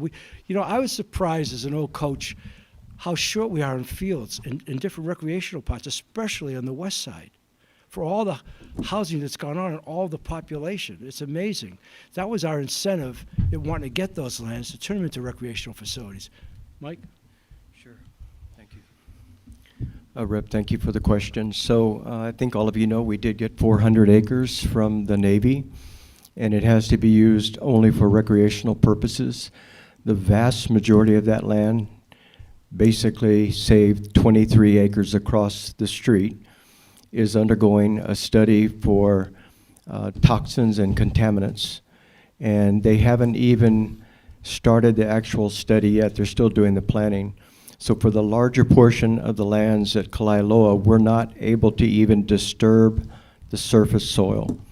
But for the 23 acres that are across the street, we went back to the Department of Parks, National Park Service, and they gave us the right to make interim use of those 23 acres for a racetrack. So that was great news. And what we had, the meeting that Mayor talked about last week, we met with the community, and what we proposed is we're not experts on racetracks. And we wanted to find a way to get that land out to a community group that understands how to operate, fund, and make them for the benefit of the community, as far as whether it's a drag race or whether it's some sort of go-karts for the keiki, or whether it's an oval track. What would work on 23 acres given the size of the land, and let the community tell us what would work. And then we'll go forward and work with the community. And we understand there's some pushback from people that think the city should be driving this versus letting the community help us, but we disagree on that. We actually think the community can help us dictate the best way to get that out to the community as quickly as possible. Whereas when we take stuff in-house, it becomes very bureaucratic, very regulatory. It takes forever to get things done. So that's what we're looking at right now. And Rep, if I can just add, Mayor and I have talked about this on the landfill. Part of the process will be having community benefits discussions about how we can also share some of the cost and expense of building the landfill with the community to make sure that they have betterment for the community. So we're just not there yet, but we've talked about that. Thank you. Thank you. We have Senator Moriwaki, Senator Kim, and Senator DeCourt. Senator?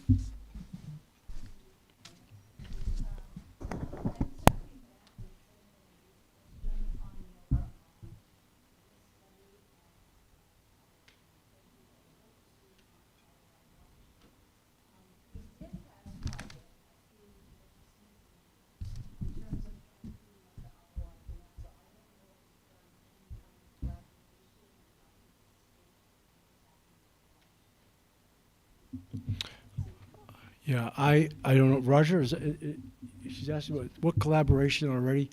The only thing I know about collaboration had to do with Genki balls getting thrown in the Alawai, but you know, the flood mitigation thing was on a different nature versus cleaning up the Alawai. Yeah. All right.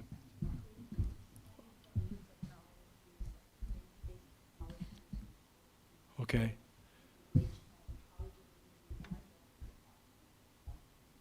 All right. Well, Mike says he has an answer, Senator, so.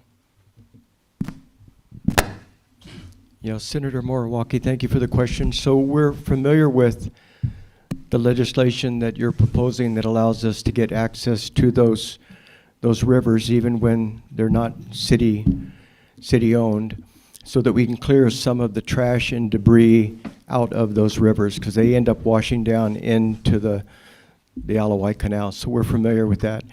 The green fee proposal that we're putting forward starts from the smallest things that we can do, like that, to reforestation, to all kinds of work that might happen to using the Alawai golf course as a detention basin, all the way up to looking at micro-tunneling, which was proposed in the past by Oceanet, all the way up then to working with the Army Corps on a systemic project for the canal.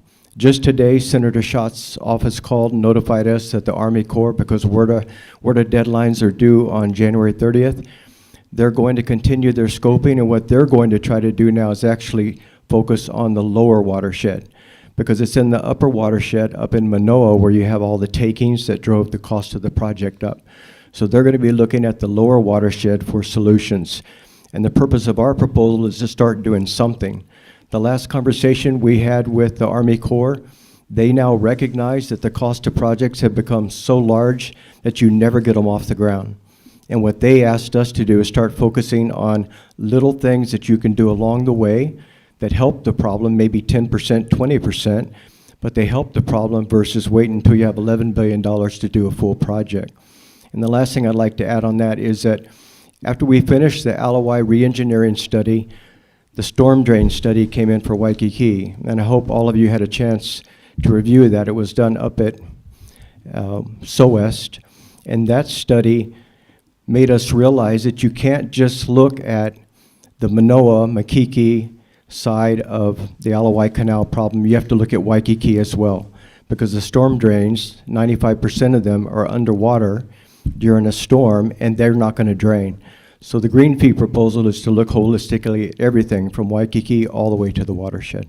So it would be a comprehensive plan so that what there are small projects with the state, with the Department of Transportation and College of Engineering at UH, that could be incorporated so that we collaborate on what's going forward and having a good plan before we start any work.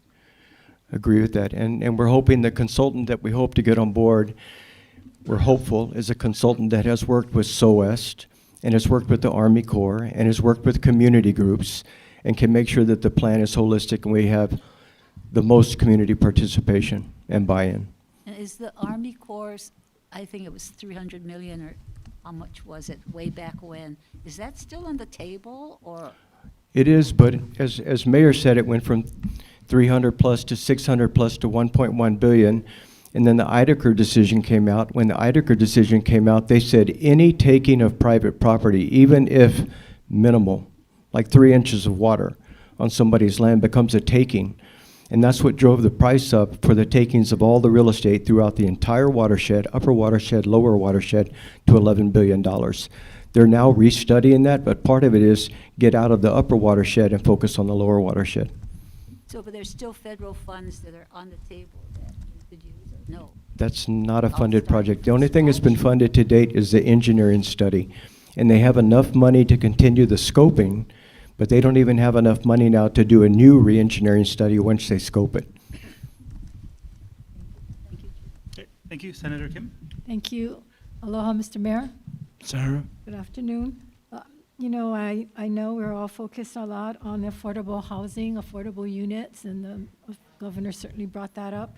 And I'm happy that the private developers have been setting aside, so we've been doing a good job in getting these units, especially the condo units. However, my understanding is many of these affordable units, designated affordable units, are just sitting there because the prices are high. I know for a fact they're running like for a one-bedroom, $487,000 and up. And so it's not really that affordable if you're making, you know, $18 an hour, which I know some of these people that are trying to get the units. So in addition, they might qualify for the unit, but then they go to get the loan and they can't qualify for the loan. So I hope that we can take another look at that. The other thing is the 30-year buybacks or 30-year restrictions that is on it, and whether or not the assessment value for property taxes will take into consideration some of these restrictions, because for a 30-year, that's somebody's pretty much their whole life at that age. So is there something the city can do as we look at these units sitting well, there? full disclosure, excuse me, you know, I already asked my assistant to arrange a meeting for you, with you next week. I'm going to bring Andy Kawano over, director of BFS, and Mike with me. I'm not a tax. I want to be clear. I'm not a tax expert. It's not anything that, but we've got some very good people. I think we want to look at everything. I mean it in all sincerity, whether we're talking about community benefits for people on the west side to what we can do, you know, look, we're using a lot of city land right now, trying to keep the cost of the land down for these projects. I think Kevin's probably working on some 13 or 14 projects. We've got a lot of people subscribing. We're trying, you know, so by taking out the land out of it, dealing with these guys on construction materials, and we're trying to do everything we can so we get to being affordable. And I understand that $457,000 is not affordable for ownership for a lot of people. It's just sad that the units are available there, but they're not being bought up or not being taken because of that. And then on top of that, you know, once they do get the loan, they got to pay the loan and then the property taxes. So many of the people in that category not going to be able to sustain the payment. So I just hope we consider, because, you know, we're doing all that we can to provide the units, but we forget that the day-to-day living and the day-to-day operation of that unit then becomes a burden on these people. So. When I think about the Alice report, and 60% of the people live paycheck to paycheck, and 35% within that, it wouldn't take very much for them to be out in the street. Right. It's that fragile. Yeah, we're really concerned about that. The numbers continue to be what they are, and we're doing whatever and anything we possibly can to hold those numbers down, including taking advantage of all the affordable housing requirements and anything that can possibly do to make it easier for these guys to build with respect to some of the things that we eliminated with respect to parking stalls needed and other kinds of things. We're not going to build slum housing. You know, we want to have safety, but at the end of the day, I'm always amazed at what the numbers come up to be. Yeah, these units are nice, but you also got to think, if we want people to move up, if they start at a one-bedroom and they have a Yeah. family, now they want to move to a two-bedroom, they're stuck for 30 years, so there's no way for them to have to. Yeah, I don't like move that. up. In fact, there was a couple of projects done like that, and it turned out they weren't being bought. I think the one on Kapiolani Boulevard next to the Radisson, I forget the name of that, what But that they're- project's yeah, they're called, still right? doing that on They some of did these that, it current didn't work, units. they didn't sell one of them. I guess they're gonna convert them to rentals, but that doesn't make any sense. The whole idea is getting the housing ladder, you know, Exactly. and try to build some equity and move up. So if we can look at that. Be appreciate happy to that. look at it. Thank you. Thank you. Senator DeCourt, and then I'll turn it over to the House and see if we have questions. Thank you, Chair. I have a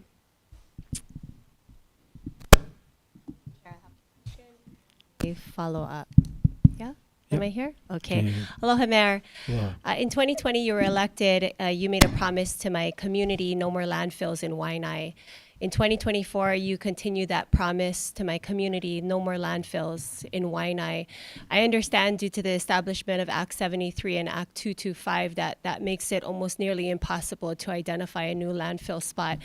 However, the Land Use Commission deadline to cease operations of Waimanalo Gulch is March 2nd, 2028. Will you keep your promise to my community, the residents of Waianae, to end the landfill in Waianae? I told you, and I'll say it again, we wanted to maintain that promise. All the rules got changed on us, not just with 73, and so it makes it, other than the expansion of Waimanalo Gulch and where we are, there is no other place. So that's why I answered that question earlier about if we're going to do that, then there's going to be community benefits. When I made that promise, we sincerely made it. I just took you through the whole chronology of things. What a landfill advisory committee, aquifers, the impact of Red Hill and how that changed the dynamic to what we then did and what we selected in Wahiwa, what Dole had to say. We did town halls out there, and everybody said, no, you can't build one 800 feet over. I have a world expert here with me, and Dr. Roger Babcock, and we know what the technology, what we were prepared to do. We were actually going to build a hazardous waste site out there. We're going to double the liner. We haven't even had one leak in 35-year-old technology at Waimanalo Gulch. That was then. Compared to what we could do today, 800, nobody would buy it. So where are we going to go? And the point is, we need a landfill. That's why I brought up the 800,000 tons. So it's not about my promise. I can tell you we're being forced into something, so now we'll try to do as best by the community as we possibly can. Because believe me, we were so close on Waipiho with the Navy, I thought we had it. And then for national security reasons, they pulled it out. So I don't know what else I can tell you. Thank you. I believe that you had shared with Representative Reyes-Oda that you would be willing to condemn property for the next landfill location. Is that something you would consider pursuing? We talked about condemnation. I think that's part of the thing we're looking at with respect to Maki'iva Hills. It's the aquifer issue. I don't know where we condemn property that's not over an aquifer. Sure. If you have some sites you'd like to recommend, I'd be most interested in having that conversation because most likely we're facing condemnation even with the plan that we have. Sure. Last comment, Chair. I'll wrap up by saying thank you very much, Mayor, for your leadership. I do want to pivot and mahalo you for the extra officers that you had put in District 8. We currently have more manpower with boots on the ground as far as HPD. You have also helped us to bring school resource officers into our schools. Our schools are safer. Thank you for the Safe and Sound program. And just thank you for all that you're doing on the Waianae Coast. But please know that I do need to continue to put you in the hot seat when it comes to the landfill. So I don't mind appreciate being in you. the hot seat. If we had a solution, I would love it. I've been so frustrated over this. I welcome the ideas because honestly, we exhausted it. And while you're at it, I am proud of what we've done out there. And I am proud that we finally got the police station under development. And we're going to, I didn't mention it, but one of the more successful tools that we work with regarding homelessness is HONU. Our HONU project here, right now the tent's in Maui at the old Stadium Park, but everywhere we've gone, it's been great for transitional housing, and we're now going to invest in a permanent one. We're going to $5 million investment. Governor and I, we're going to split it 50-50. Permanent one, though, to help us out out on the west side. It'll be out there the whole time. It's been great at placing people. It gives us a chance to really work with local families as well. So we've been very sensitive. I would tell you, You would think I was born in Waianae, even though I know, you know I wasn't, at the passion we've put into this to try to do right by the people out there. I can promise you that. We appreciate you, Mayor. Mahalo. Thank you, Thank you. Chair. Thank you. Rep. Yamashita, you have questions? Yeah.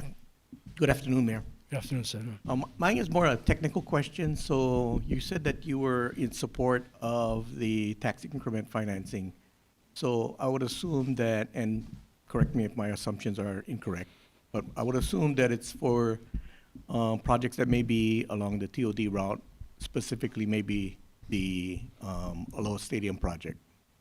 Is that I correct? also said yes. Okay. I also said. Okay. So, all right. so my understanding is that it probably will be for infrastructure, and infrastructure needs to be paid for upfront. Tax increment financing is the city keeps the base of what you're collecting now. In the case of Aloha Stadium, it's state land, so it's zero. And then the improvements is what you're going to be taxing to fund this tax increment financing. So because infrastructure is on the front end and the development of the project won't happen years out. Right. Yeah. Mechanically, is the county going to front this, the debt service on this? Yeah. You know, that part I don't know. Andy, I know Mike want to come up, but look, what I'm interested in, and if that's an option, and several developers, and Mike's got an answer for that, have talked to us about that, is any and every new idea that we could bring into being to I help understand, but solve this is problems, right? a financing issue, right? I understand, yes. Specifically, just how is it mechanically going to work? So Rep, I do want to correct something that you said respectfully. Thank you. I did not say that the city is in support of tax increment financing. Not that philosophically we're not, but Corporation Counsel has advised the city that it is a constitutional issue that requires some correction before we can do that. But we are still looking at all kinds of alternatives. And Roger Babcock can update you on what the city is doing on the wastewater infrastructure, because we're currently working on a project to facilitate the wastewater challenges on the Aloha Stadium property. We're working, but basically it's state property, and we can only use our CIP money on city and county lands. So we cannot fund an infrastructure project on state lands without an ownership interest in it. For the tax increment financing, I agree with you. Same for the community facilities district. It's how you program the money that you're going to collect over time for the project that you're going to undertake. And I think the infrastructure has to go in first, so I understand that. Yeah, so I'm just still curious on how that's going to work. I want you to hear from Andy. As I said, sir, you know, I'm not the tax guy, but I'm open to any and all ideas. So I was aware of what Corporation Counsel said, but that doesn't mean, you know, we can't examine something. Andy. Andy Kawano, Director of Budget. Andy Kawano, Director of Budget and Fiscal Services.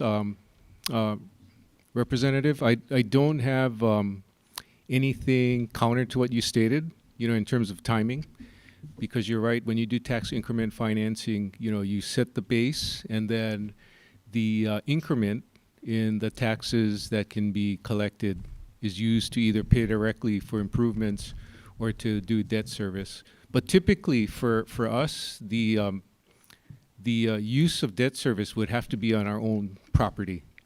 So everything that Mike said is also upfront and accurate. I think we will continue to study TIFs, but it has to be used in the right circumstances. Mike mentioned community facilities districts. We are looking at that as well, but that's more of an assessment directly on the property owner, so it's different. So we're looking at everything as the mayor stated, but we have to use the financing tool in the right situation.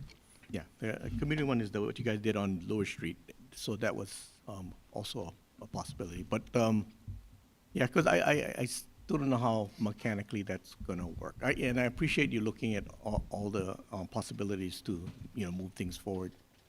Can I follow up again? Thank you. So in general, and this is kind of a statement to all the mayors, and I don't know if they're still here, but in general, I think I appreciate what Mayor Kawakami stated that they're weighting their property taxes on non-residents, and I think that should be a strategy that we should be doing. But at the end of the day, when we're trying to build housing infrastructure, one of the things that is clear to me is that at some point in time, the state and county decided to stop funding infrastructure. And with all due respect, and I know you guys are building it a Honolulu, and you're building that out, and that's fine. But we started making the developer pay for all these different things, and we created impact fees. And today, my understanding is impact fees are close to 27% of the housing cost. And pre-1990s, government used to pay for infrastructure, and we didn't put it on the developer who passed it on to the cost of housing.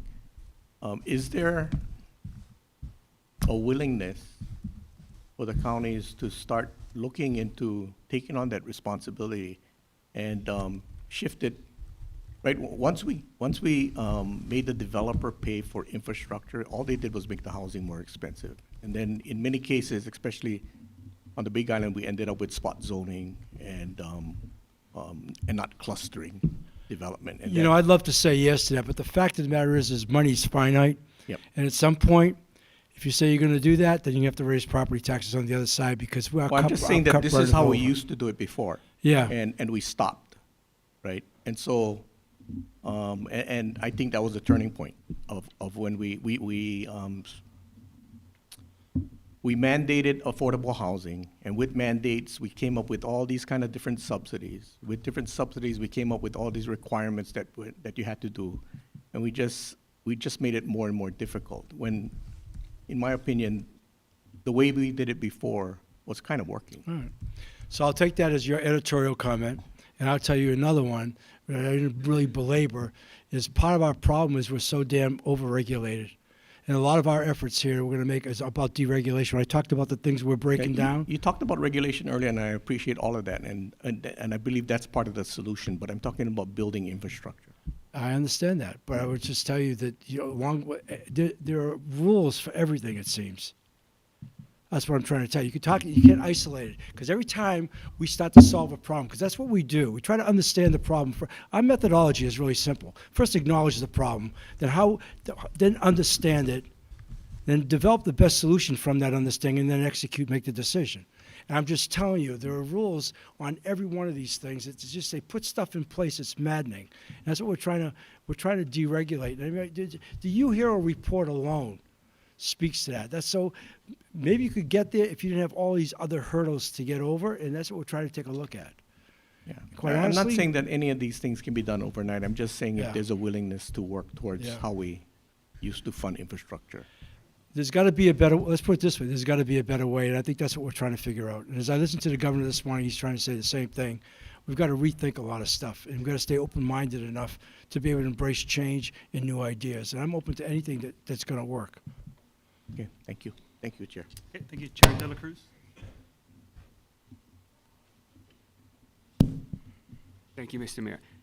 I know the stadium authority's been working with the city, but on the Senate side, we haven't got a clear answer as to what the sewer capacity is for NACED. And so Okay. therefore, we don't have a real number of how much housing we can build. Yeah. I don't know what the status is because we haven't heard back from the stadium authority yet. I'm going to ask Dr. Roger Babcock to come up here because he's our expert on sewer capacity. If you don't mind, Senator. Thanks, Mayor. Yeah, thanks, Senator. Roger Babcock, Department of Environmental Services. So we've been working closely with the state, with NACED. We have a series of projects to increase the capacity for the sewers that service that area. So as you're probably aware, the stadium is at the far end of our Honolulu Eva Beach collection system, that sewer basin. So there's a lot of pipe and infrastructure between there and Eva Beach. We have a series of 10 projects on the books that are part of our capital program that are all in the CIP program right now. The existing capacity is the same as a 50,000 seat stadium. That is the existing capacity, and not really any more than that at the current time. So the series of projects are underway and programmed. The first one is a realignment of a force main. There's a pump station right at the stadium, and we've accelerated that to be able to move that sewer off of the stadium grounds, the state property, and into Salt Lake Boulevard to facilitate the first stage of the NACED development project. So overall, current estimates are that the sewer infrastructure upgrades, which are not just for NACED, they're for the entire that entire side of the sewer shed, is close to $800 million that's been programmed for that. So I guess when all those projects are said and done, you know what the density capacity could be for NACED? So from what we've been involved with over the years with the NACED planning, there'll be capacity for what we've been informed as what's planned. That has changed over time, and so we're not sure exactly what is being requested at this time. Yeah, so we're just trying to figure out, is it 10,000 units of homes in addition to the mixed use? Is it 7,000 homes or condos? Is it 12,000? We're not. I don't know that. Yeah, I don't know that number. So we generally don't build capacity for a certain number.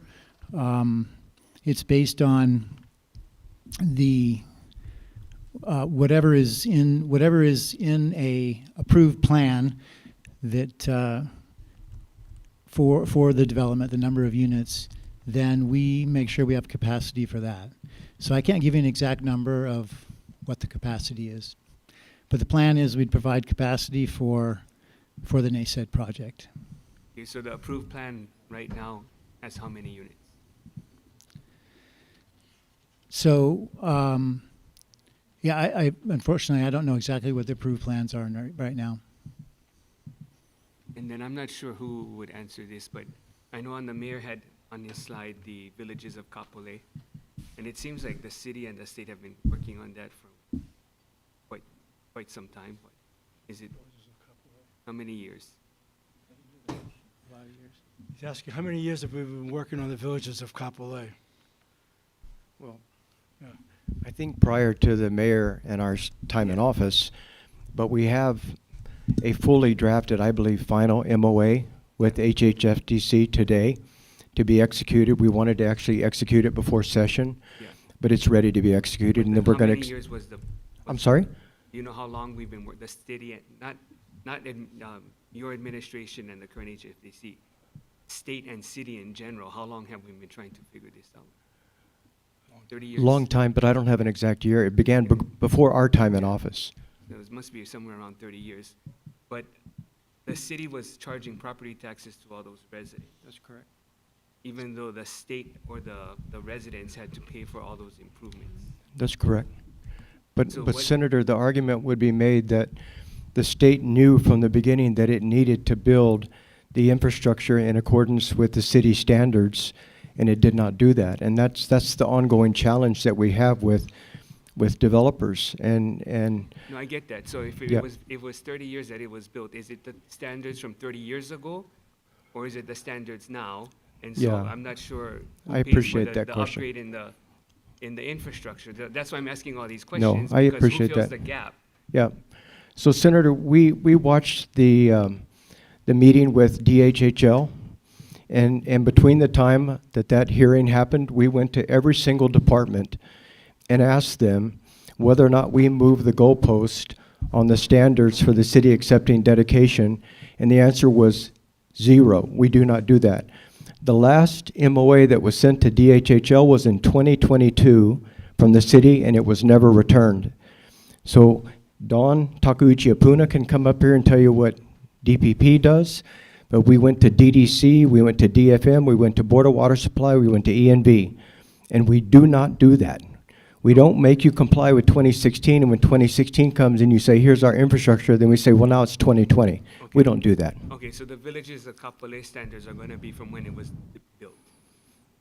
I don't know.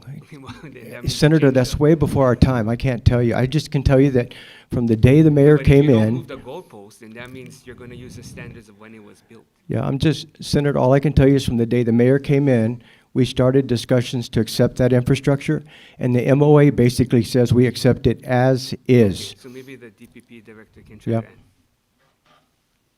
So if it was built 30 years ago, which year standards are we using?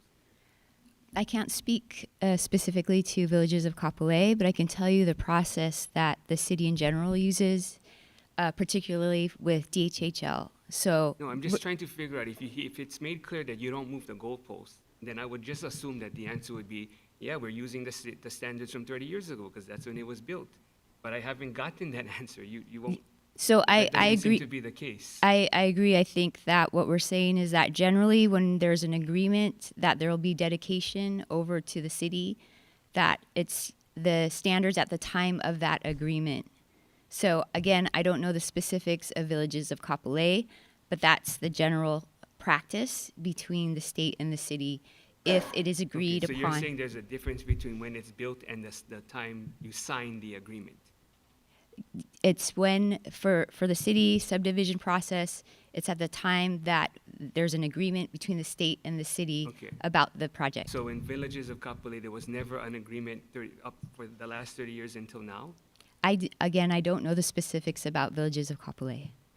We'd have to look at that, Okay. but it I'm is. just trying to get a clear understanding as to which year standards you use, because if not, the state has to keep putting in the money to upgrade the standards.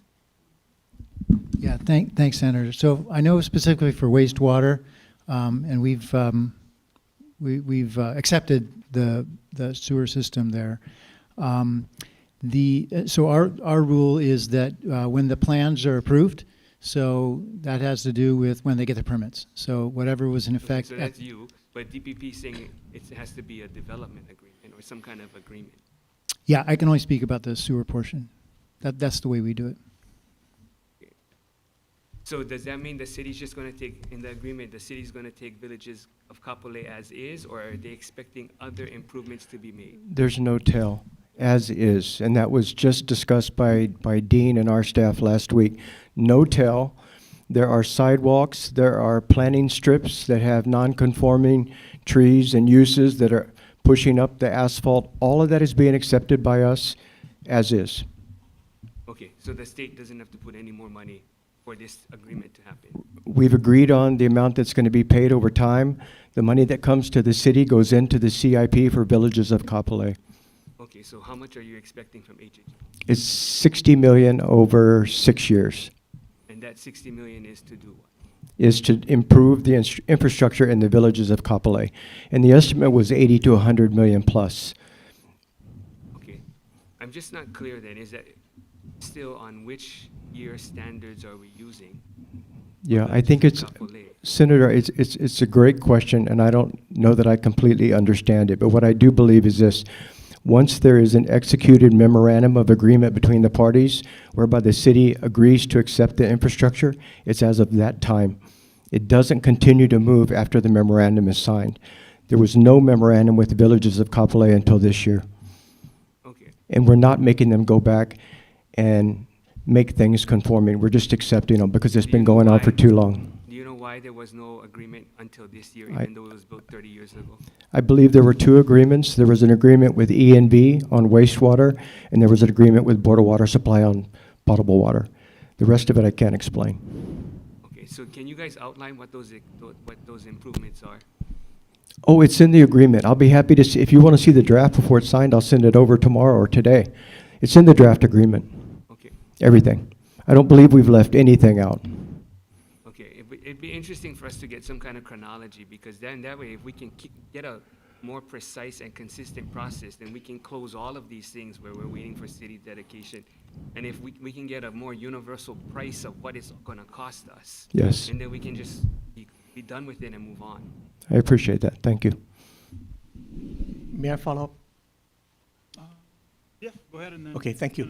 My understanding is that Village of Kapolei, it was an evolution because it wasn't built all at the same time, and that's why it kept changing. But you know, at the same time, it's very frustrating for the state when that number keeps changing, when there's an agreement at the beginning, but when they add or they do some more, then they change the standards. And I think that was the evolution that was problematic.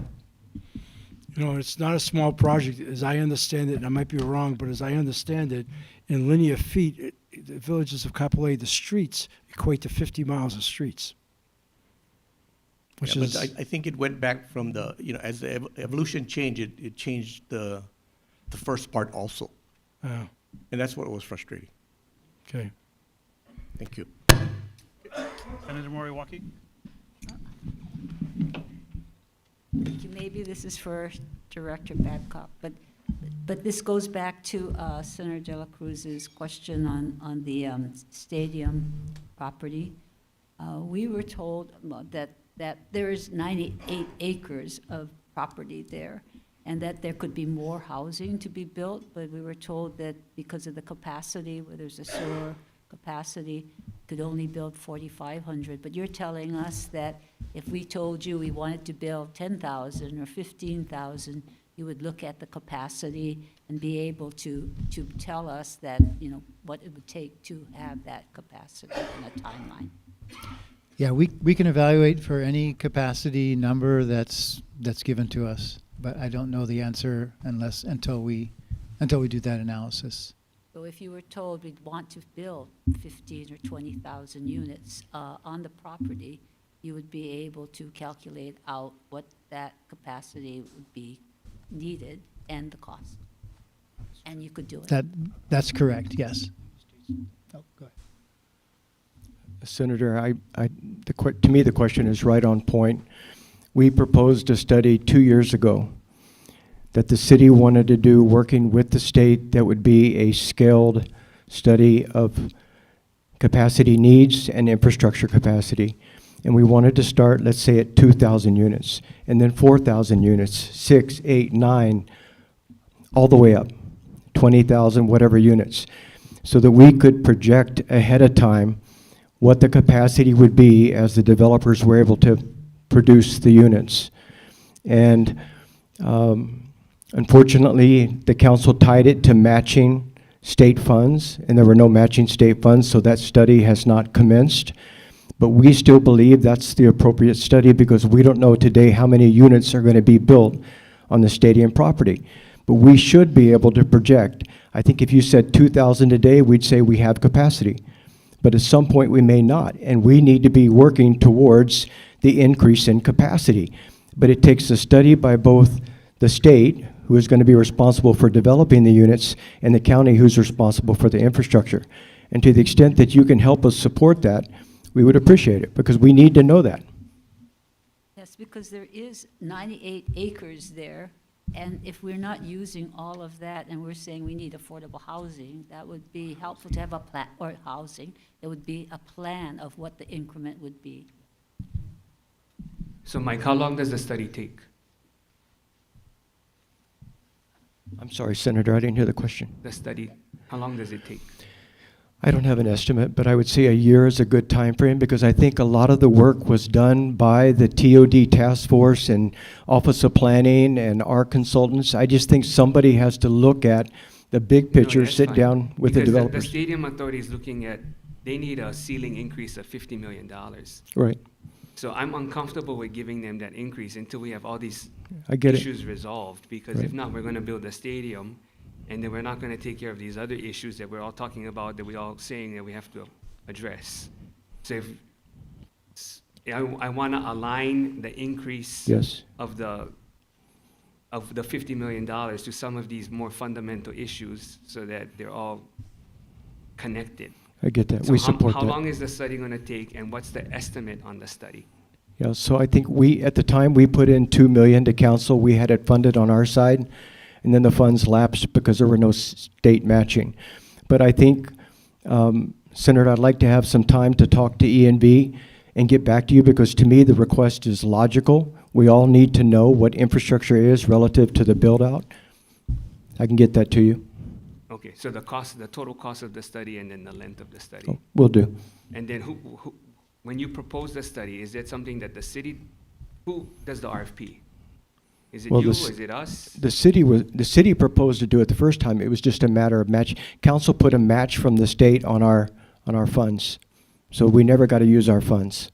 Okay, and when you asked for the match, which We did. agency did you go to? I believe we worked through the governors. I can't remember, Senator, but we could not find matching funds at the time. I think we worked through. TOD Council? No. I'm drawing a blank here today, but we tried every way we could to find matching funds. It was the way the proviso was written on our funds that made it very difficult for the state to match. Oh, okay. I'm not sure, I don't want to hold the rest of TOD up because of the stadium, but what I think we need to probably do is the exact process you described, we should do for all the TOD. Because if not, we're not going to, we got to figure out sewer capacity, and we have DERF, we have rental housing, so we have pockets of money that we can actually start to build infrastructure. But we don't know how much capacity there is, how much money we have to put in there so we can get to the point of housing.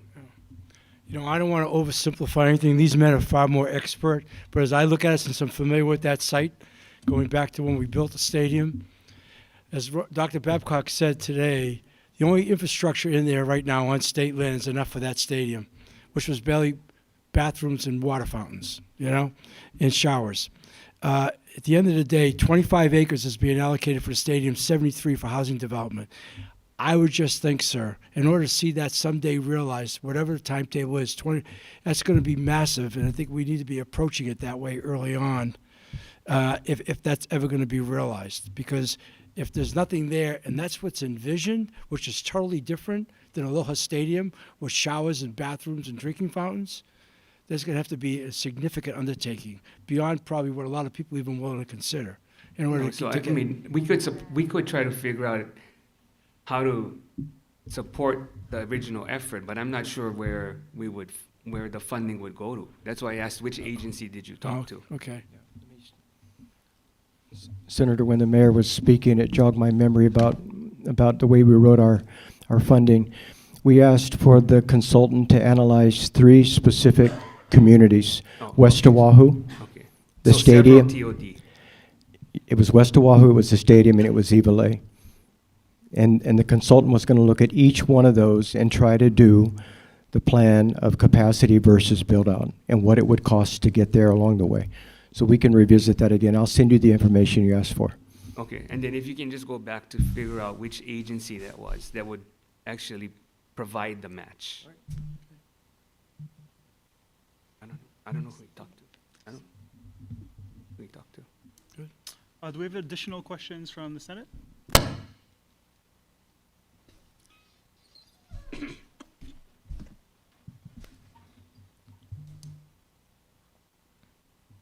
Low tech. Thank you. I was asked by a constituent whether or not rail passes and bus passes were interchangeable. If you buy a bus pass, can you use it? They are, with the yes. rail? Holo card, same thing, get on and off the, yes. In fact, you can go on Skyline, and if you return within 2 hours, it's that one fare. 2-hour courtesy, too. You could travel like that. So there's a time limit for...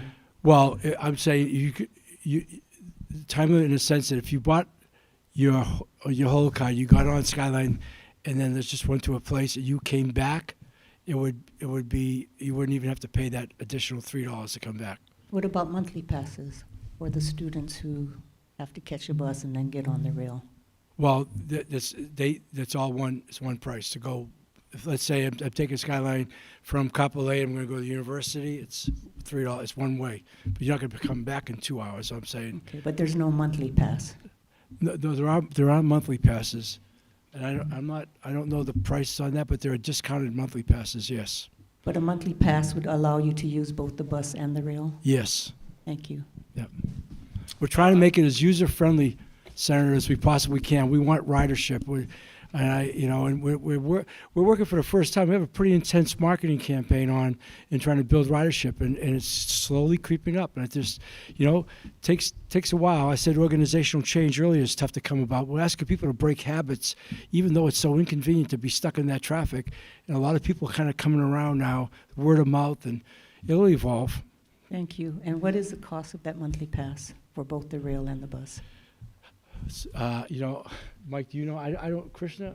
We'll get back to you, Senator. I'll get back to you this afternoon. I don't want to give you a number and be wrong about it. Thank you.